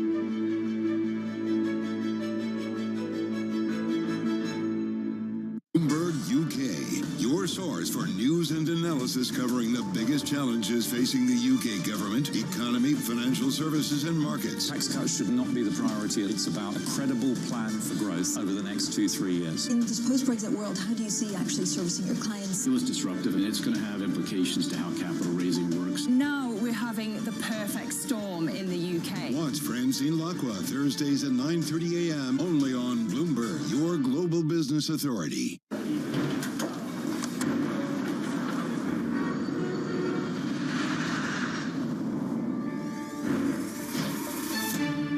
A multi-trillion-dollar industry. There's a lot of ground to cover. Commodities got absolutely crushed. We'll show you what's happening in ETFs like no one else. Bloomberg ETF IQ. Only on Bloomberg TV and radio.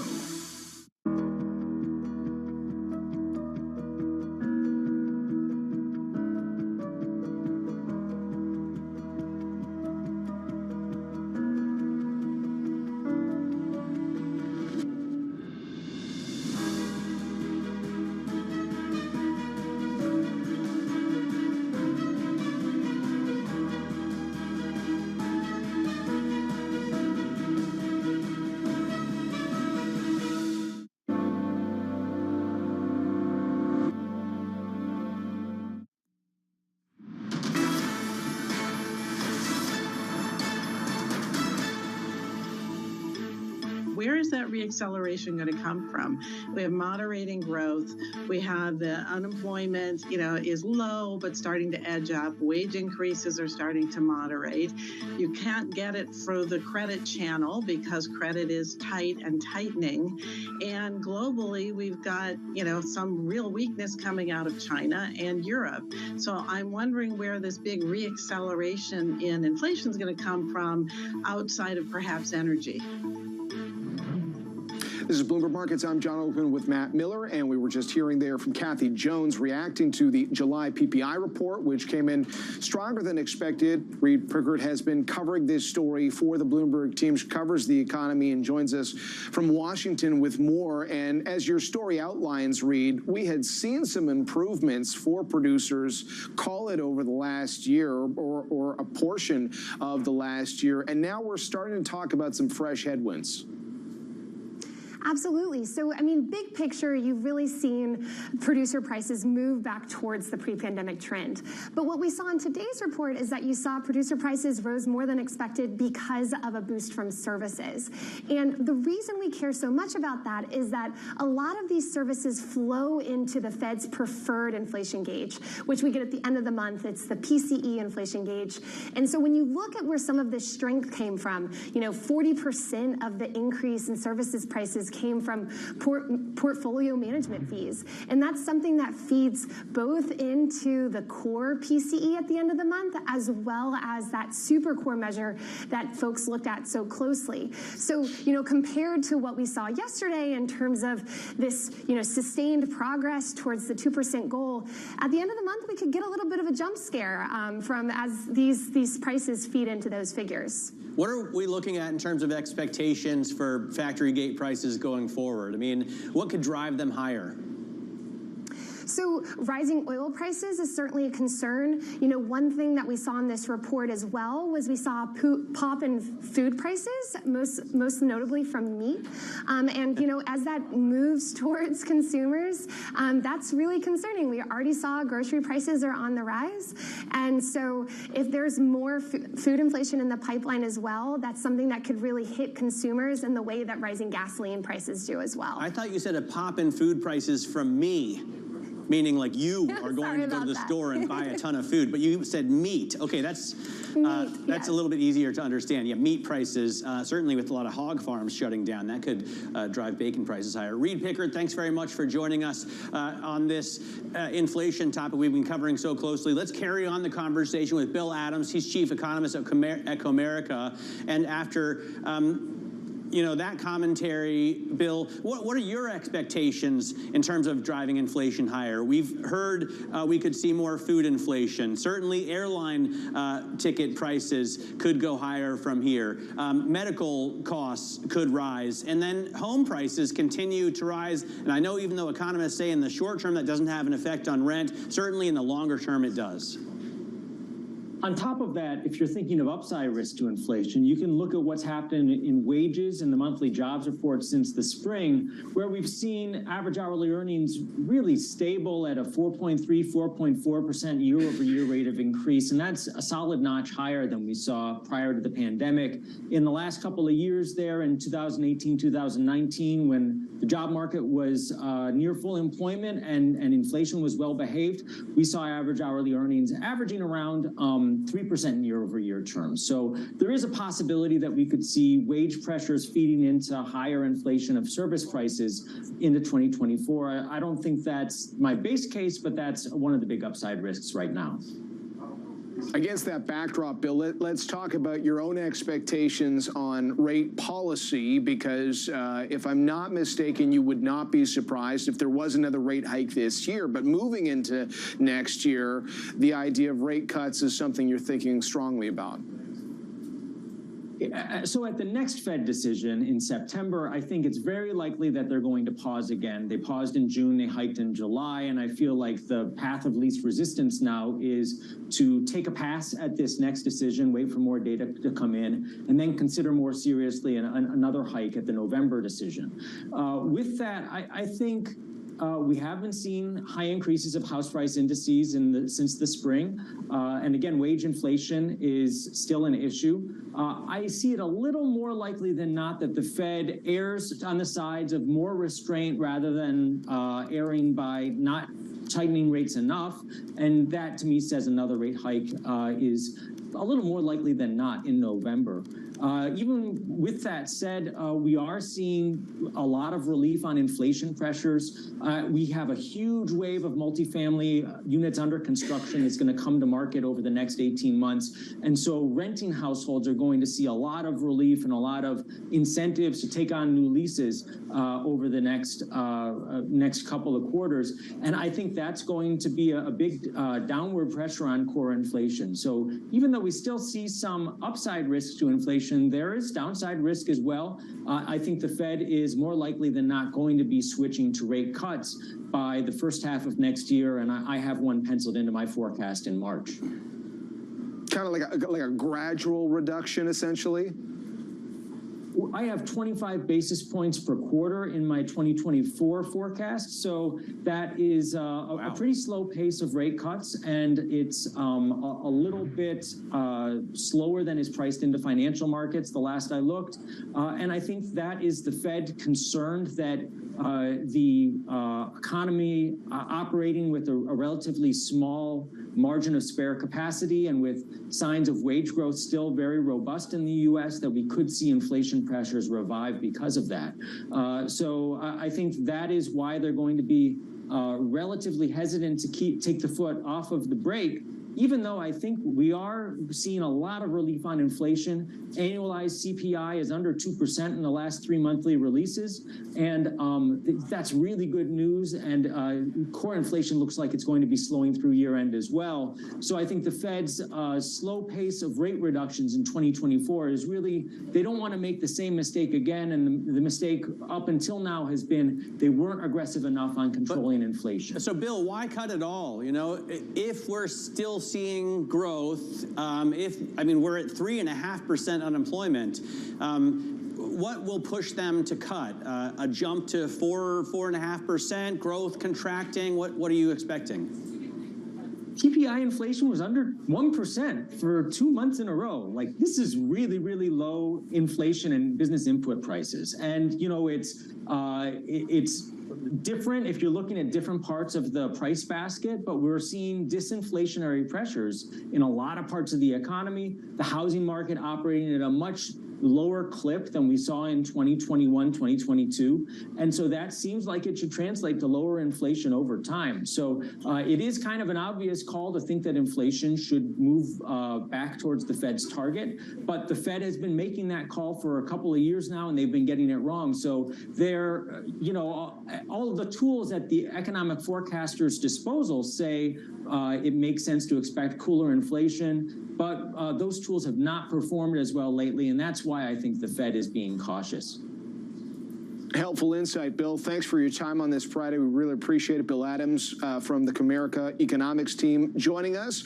Coming up, United Auto Workers demands possibly forcing U.S. car makers to nearly triple the hourly costs for union wages. We'll explore that. This is Bloomberg.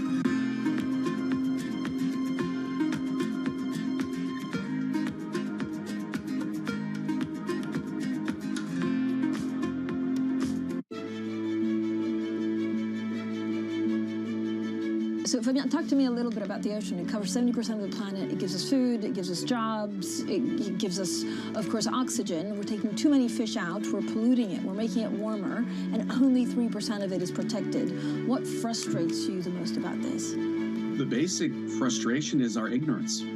Our ignorance about how integral ocean is to not only our well-being, but to our existence. And for far too long, we've been using the ocean as an endless resource in a garbage can. Imagine our planet is a three-dimensional system. The ocean represents 99% of our world's living space, about 3.4 billion cubic kilometers of volume, within which the vast majority of biodiversity lives and thrives. And that's what we're beholden to. That is what makes us possible as a species.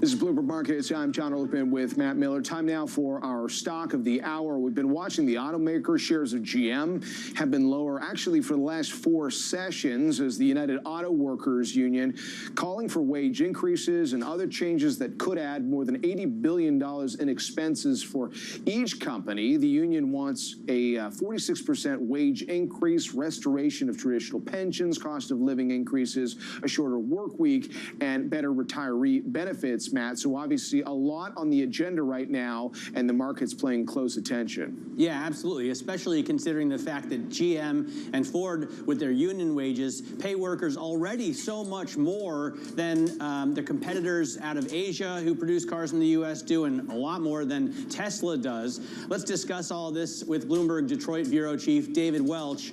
David, the analysis I read suggested that GM pays workers about $64 an hour, but the unions want it to go up to $150 an hour. Meanwhile, Tesla is only paying workers $45 to $50 an hour. How do they make that math work?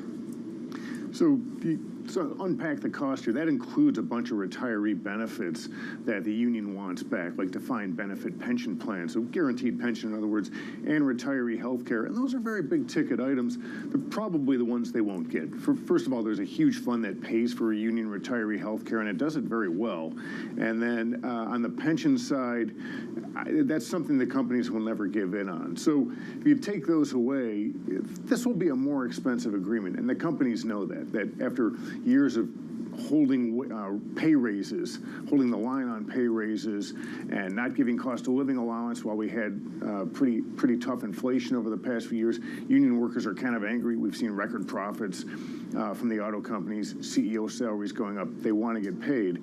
But a lot of those big ticket items, the companies just aren't going to do. But you will see a more expensive contract coming out of this, no question about it.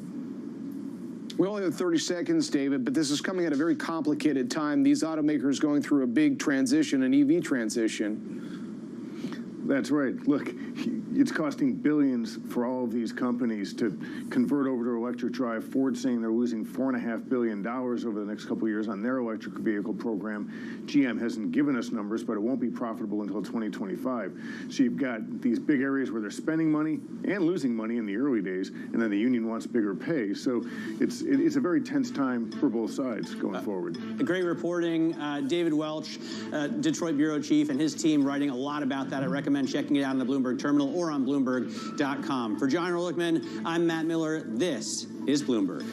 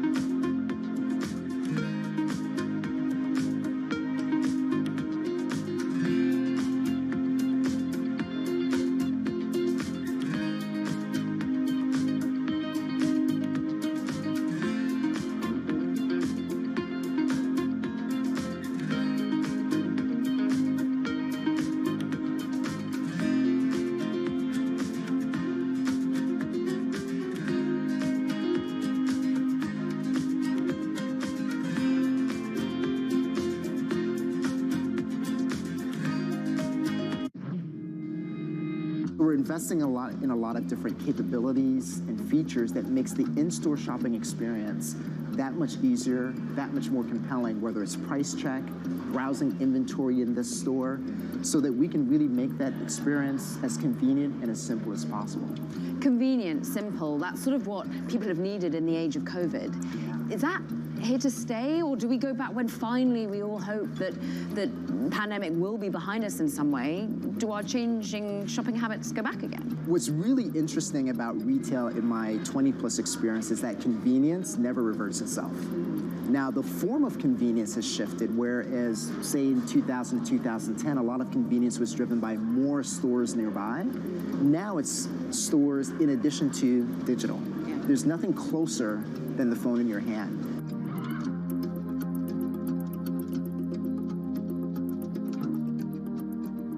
Bloomberg has enhanced search on the terminal to deliver what you need when you need it. Now, you can simply type phrases in everyday English in the command line. Compare financials. Find people. Analyze markets. You can enter phrases or ask questions. What do you want to know today? Ask a question or visit SearchGo to find answers now. Welcome back to Bloomberg Daybreak Europe. Good morning, good morning. This is Bloomberg Surveillance. Welcome to Bloomberg Markets, trying to open. This is Bloomberg Technology. To our television and radio audiences worldwide, welcome now to Balance of Power. This is Bloomberg.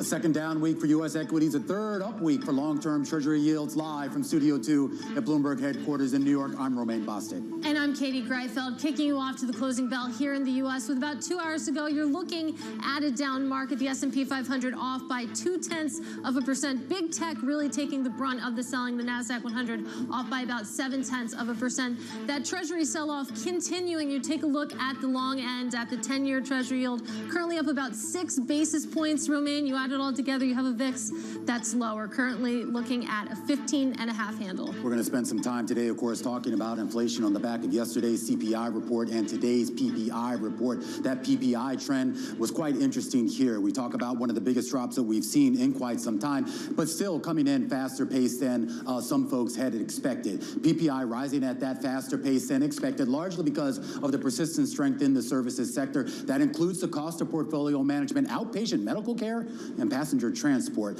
And there was a separate report out by the University of Michigan that showed that while consumers see inflation inching lower over the next couple of years, their plans right now to spend more money, that's still historically weak.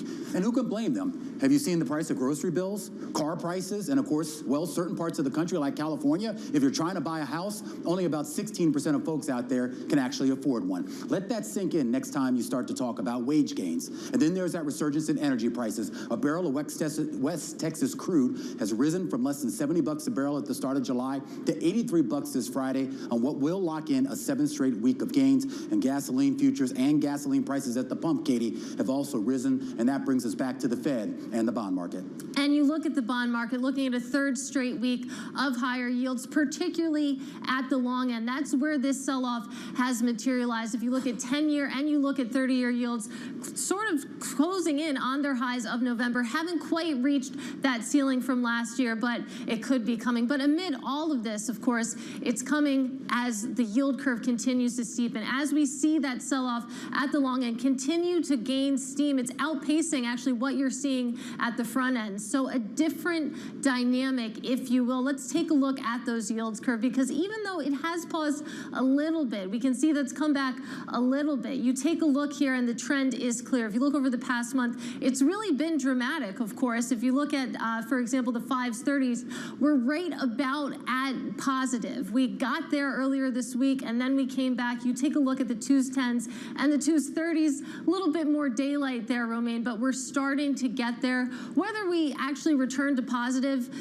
of course, it's a debate, but whether or not that actually signals anything for this economy, whether that yield curve still holds a real signal about where we're headed, remains to be seen. I believe we have a pretty great guest to discuss that with. Yeah, we're certainly at an inflection point in a lot of areas of this economy and this market, as all eyes are on the Fed, which of course doesn't meet until late in September 19th and 20th. There's still a lot of discussion here about how folks position, how they reposition, and more importantly, how they look forward. As we kick you off to the close here on Bloomberg Television, we want to welcome our audiences across Bloomberg Television and radio, our audiences worldwide. A discussion up ahead here about the markets here, and a discussion with Bill Gross, the co-founder of PIMCO, joining us right now from California. Bill, great to have you here on the program. We've been talking a lot this week. Absolutely. We've been talking a lot this week about the fight against inflation, whether it has been slayed or at least if it's on its way to being slayed.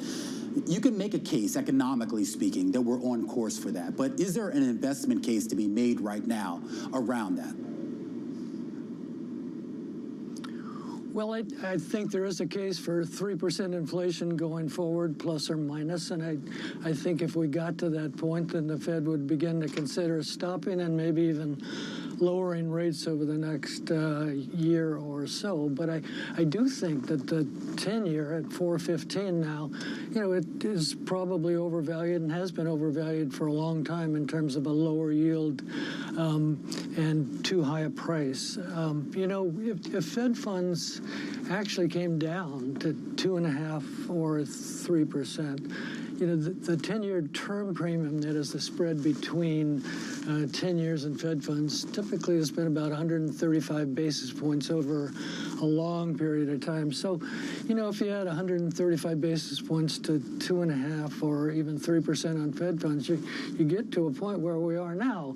And that suggests that all of the bulls on treasuries and on the 10-year and maybe even on the long bond, I think their arguments are a little misplaced. I think it's been overvalued for a long time, and we're going back to proper valuation on longer-term notes and bonds. But I mean, you understand better than anybody that relationship between what's going on with inflation and the Fed and how that sort of factors into some of these bullish calls. And those bull calls have really started to increase, not just because of the two reports that we got this week, Bill.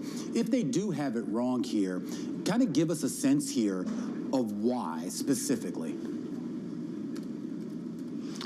Well, I think they got it wrong, first of all, because rates were so low because of quantitative easing and the fact that, in some cases, the 5-year real yield was a minus 200 basis points, which sounds incredible, but it was a year and a half ago and is now a plus 200 basis points, so a 400 basis point switch in terms of real rates. So I think investors simply got overwhelmed with the fact that the Fed would stay low and stay low for a long time, and that inflation wouldn't pop its head out of the rabbit hole it has, and so now we're moving back into an old age world, I suppose, in which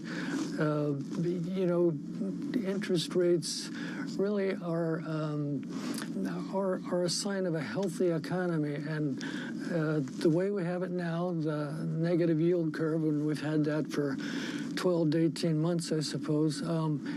A thriving economy, a thriving finance-based economy can't do well. Doesn't mean it goes down in the dust, but it can't do well if, low-risk investments yield more than high-risk investments. And as you march out from the 30-day bill to, the 30-year bond, you can see that you are better off yield-wise in terms of the 30-year bill or 30-day bill. And so that's just a perverted yield curve, and it won't do well for the economy going forward.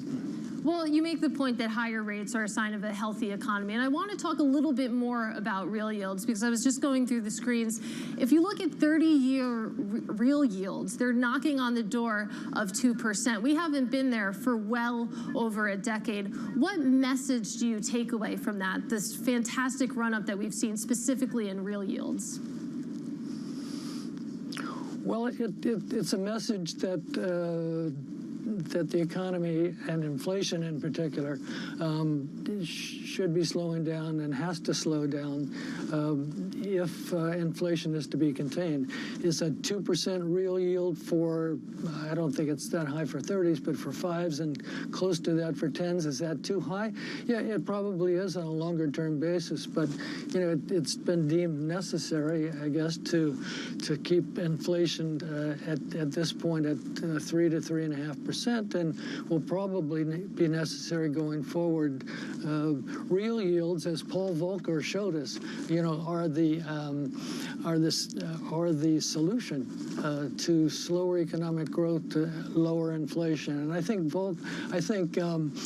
you know, the current Chairman Powell is trying to replicate what Paul Volcker did, to slay the inflation dragon, not in the same way and not to the same magnitude that Volcker had to do, but he's trying to be the Volcker number 2 going forward, you know, 12 to 24 months in the future.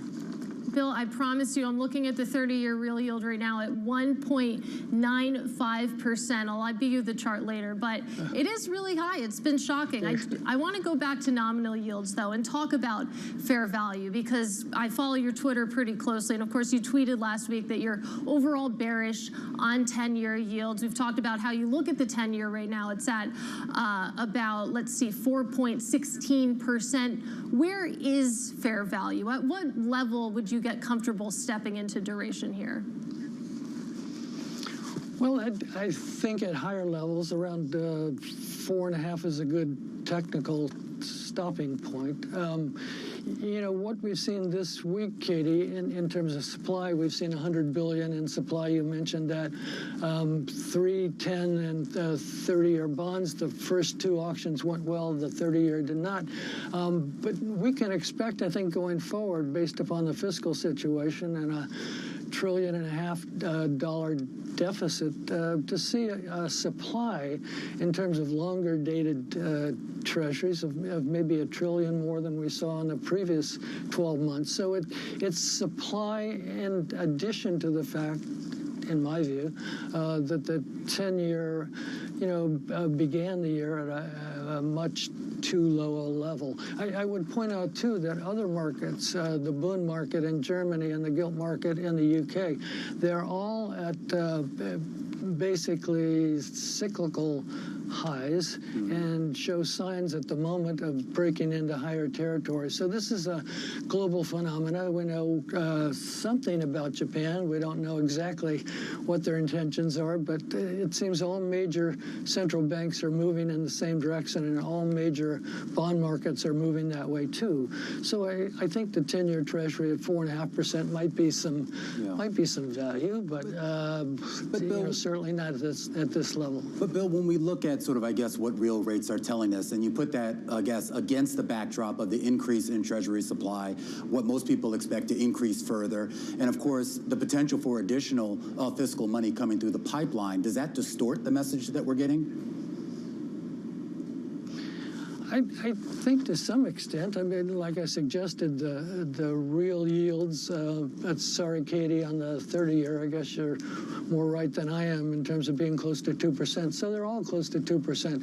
Historically, you know, those levels have been enough to bring down inflation. They were higher than that during the Volcker period, although it was harder to measure because they didn't have tips. But, you know, 2% real is a substantially restrictive rate, and I think once you know, this 500 billion or 1 trillion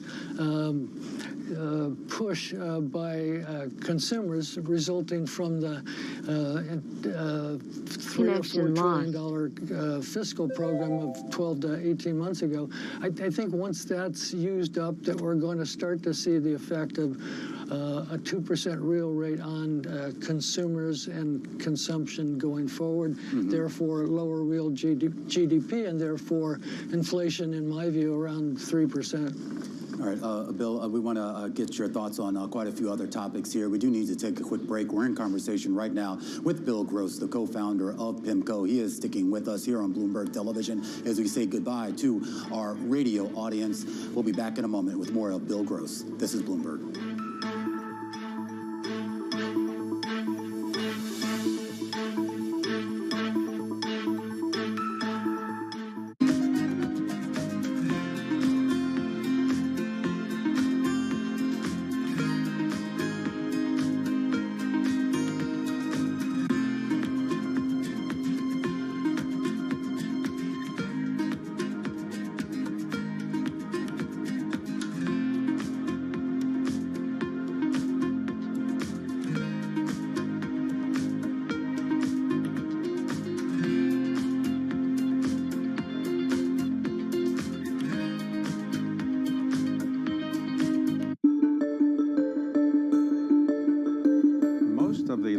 Chinese technology companies, let's say Alibaba, Baidu, Tencent, they have gigantic market values and they're very prominent in China, not as prominent outside of China as obviously in China, and certainly not that prominent in the United States. TikTok, by contrast, is not in China, but it's gigantic outside of China, of the United States and everywhere. What did TikTok do that enabled a Chinese-based company, parent company at least, to do so well outside of China? We think it's challenging to build a global company in general, but the best ones we have seen so far are ones that take very consistent global learnings and adapt them to the local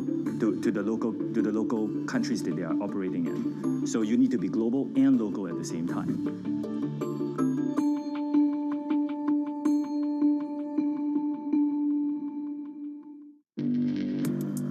Access the financial world on demand.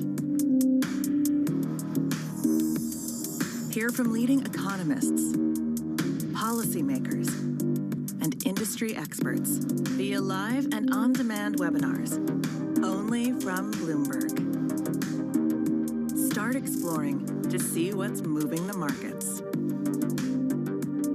Visit Bloomberg.com/webinars.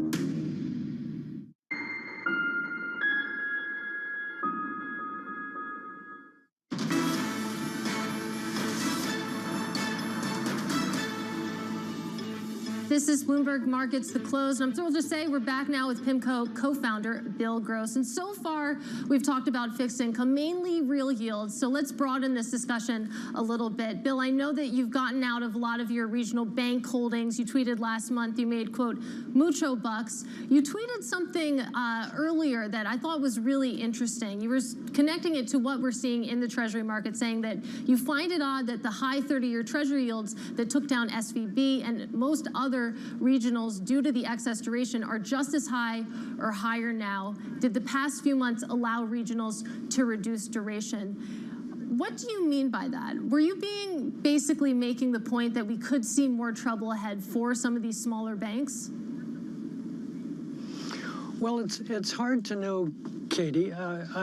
We do know that Silicon Valley Bank was taken down because of long-term treasuries. They took risk, but they took it on the duration side as opposed to the credit side. And during the time of mini panic 2 months ago, firms like Schwab and so on, which were identified with having held a longer-term portfolio, they were taken down rather abruptly as well.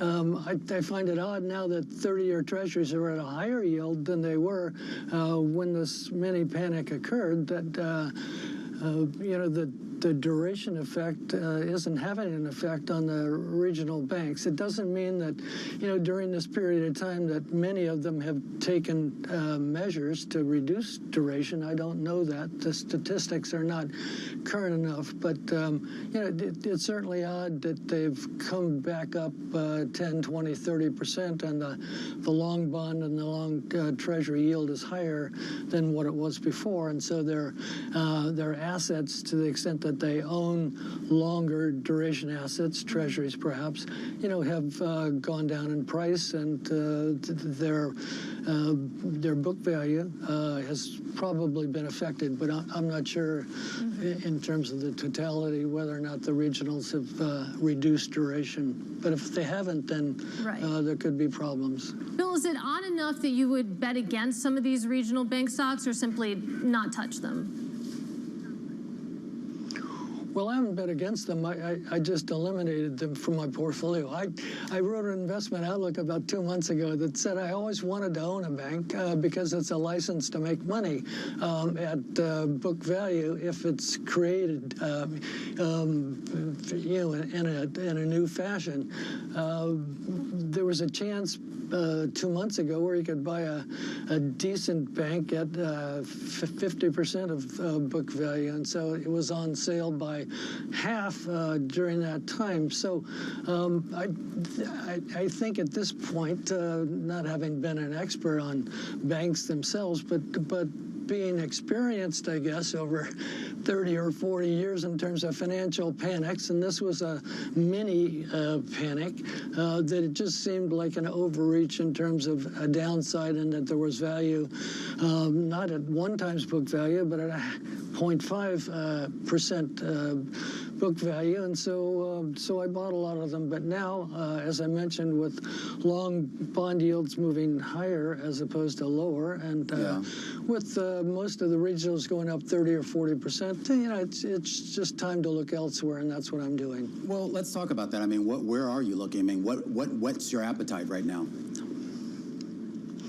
Well, it's mainly in ARB-related investments. I have a pretty good position in Activision, which is the Microsoft acquisition, which may or may not, but it looks good in the next 2 to 3 weeks at $95, and the stock's just below 92. So I think that's a good value. And the best value that I think out there, Romaine, is in the MLPs, the pipelines that are partnerships. First of all, they're tax deferred, and second of all, they yield 8 to 8.5%, and participates, yes, when oil prices go up, and if oil prices went back down, they're correlated to some extent. But these are investments that are very attractive, especially one, Magellan, which is a symbol MMP. It's selling at a 6% discount to its acquirer, which is OKE, and that could take place in 1 to 2 months. And so these have been my major money makers in addition to the regionals. Is that primarily, though, looking for cash flow, or is there a growth story there as well? Well, I think so. I'm 79, and so portfolios reflect the fact that cash flow is important. It's not that I'm dissing NVIDIA, although I did a week or 2 weeks ago. But at 8 to 8.5% tax deferred, that's really an equivalent yield of about 11 or 12% when you put a pencil to it. And so that to me is an excellent return. The stock market itself, you haven't asked this question, but let me get into it. The equity risk premium, as pointed out by The Economist just last night, their weekly edition, the equity risk premium, which is the difference between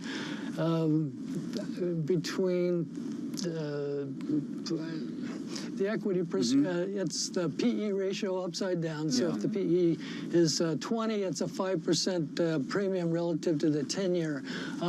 Right now, it's less than 1%, which is almost historically low. It means investors are willing to take equity risk relative to a 10-year treasury, which in my view is overvalued itself. And so, the market, the stock market, I think is overvalued based upon those terms and other terms as well. When you look at, though, what kind of led us to these valuations, Bill, I mean, there were a lot of people that talked about this idea. I mean, you mentioned NVIDIA and AI, the idea that there was some sort of new structural growth story, if you will, that AI would make us more productive, and in turn, that would lead to better profits, better profit margins here. Do you not see any validity to that thesis? No, I do remind, I didn't mention that, and thanks for pointing that out. I'm not sure. I'm not an expert in AI, although I have one here in my pocket phone. But it seems to me, yes, that the consensus seems to be that AI will affect profits in many areas, not just in chips. And so if that's the case, then the stock market has a fundamental foundation going forward. We'll have to see on that. But aside from that, I simply think that based on the low equity risk premium and the relatively high PE ratios, that the market's overvalued. Let me point this out. That, Go ahead. Real interest rates are really important over a longer-term basis in terms of stock valuations. And as we've mentioned before, the 5-year real interest rate has gone from a minus 200 to a plus 200. That means that the 5-year tip has gone down by 16%, and the 10-year tip's gone down by 20%. And had things been copacetic and not changed, had we not seen AI, had we not experienced a momentum flush here in the last 6 months, then these interest rates over a longer-term basis would be bound to affect the stock market levels because they themselves have gone down by 20 to 25%. Well, Bill, I'm glad you brought us there because that's something I've been wondering. I remember back in 2020, 2021, when interest rates were real interest rates at those deeply negative levels. I wrote a lot of stories to the effect of when this goes back to positive territory in a meaningful way, that'll be bad news for stocks. Obviously, we haven't seen that. Do you think that that dynamic is just delayed, or has something fundamentally changed in that relationship? No, I think it's delayed, Katie, and it's hard to know because real interest rates work with a lag. It's not a day-to-day type of basis. It could be a 1 to 2 to 3 year type of lag basis, and both of you have brought out the fact that AI and momentum and a good earnings season for stocks in the last 12 to 24 months based upon fiscal policy that will not be repeated in my opinion relative to what we've seen in the past at $3 to $4 trillion deficits. And so absent this, I think going forward, if an investor is a long-term investor, you want to be very careful in terms of valuations here on stocks despite AI and despite momentum going forward. It's clearly an unusual spread and an unusual effect that hasn't taken place going forward. All right, Bill, got to leave it there. Really appreciate your time on this Summer Friday. Hope you come back soon. That is Bill Gross. Of course, he is the co-founder of PIMCO. And Romaine, I really think we covered the entire world. Yeah, we could have gone another hour with him if we will. I think the part that I was most tickled by was, of course, when he mentioned MLPs and, of course, put it in the context, though, also of his age being 79. And yes, cash flow is a little bit more important, I guess, than growth at a certain age. I never thought of it that way. Yeah. And I really enjoyed the cross-asset asset conversation Yeah. there, of course, comparing real I think every time you mention real yields, I saw your eyes just light up. Yeah, exactly. That's catnip. And I mean, I like that we had that moment about the 30-year real yield, Yes, because some yeah. of these levels that we're talking about in the bond market are pretty unbelievable. You do have to look twice at these charts, and then you take a look at the stock market, just not reacting. Yeah, not reacting at all, but it gets to that idea too when you talk about how you place value on something. I mean, it's easy to say something's overvalued or undervalued, but how accurate is the information that you're using to do that there? And he makes a lot of salient points here, I think, how properly to assess that. A great conversation with Bill Gross. A lot more great conversations coming up here on Bloomberg Markets at Close. Stick with us. We'll be back in a moment.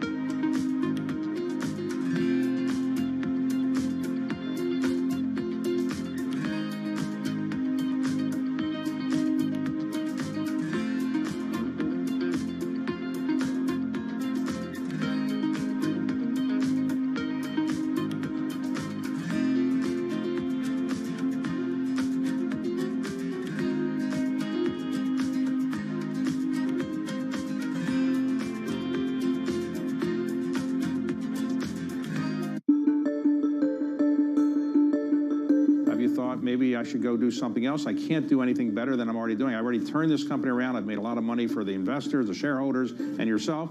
Are you happy doing this? You're going to do this for the foreseeable future? I'm going to do it for the foreseeable future. I love what I do, and the reality is we've accomplished a lot. As you described, we've made Blackstone a lot of money. We made our shareholders a lot of money. More importantly, we've grown the business, and we've been a huge engine of opportunity. If you think about all the jobs we've created around the world, all the communities we've made better places, all the ownership groups who we've helped grow their business, and having built a world-class culture, the opportunities we've created for upward mobility for people. And this business, I would still say, is like a coiled spring coming out of COVID particularly. So I feel like we just have more to do. My job's far from done.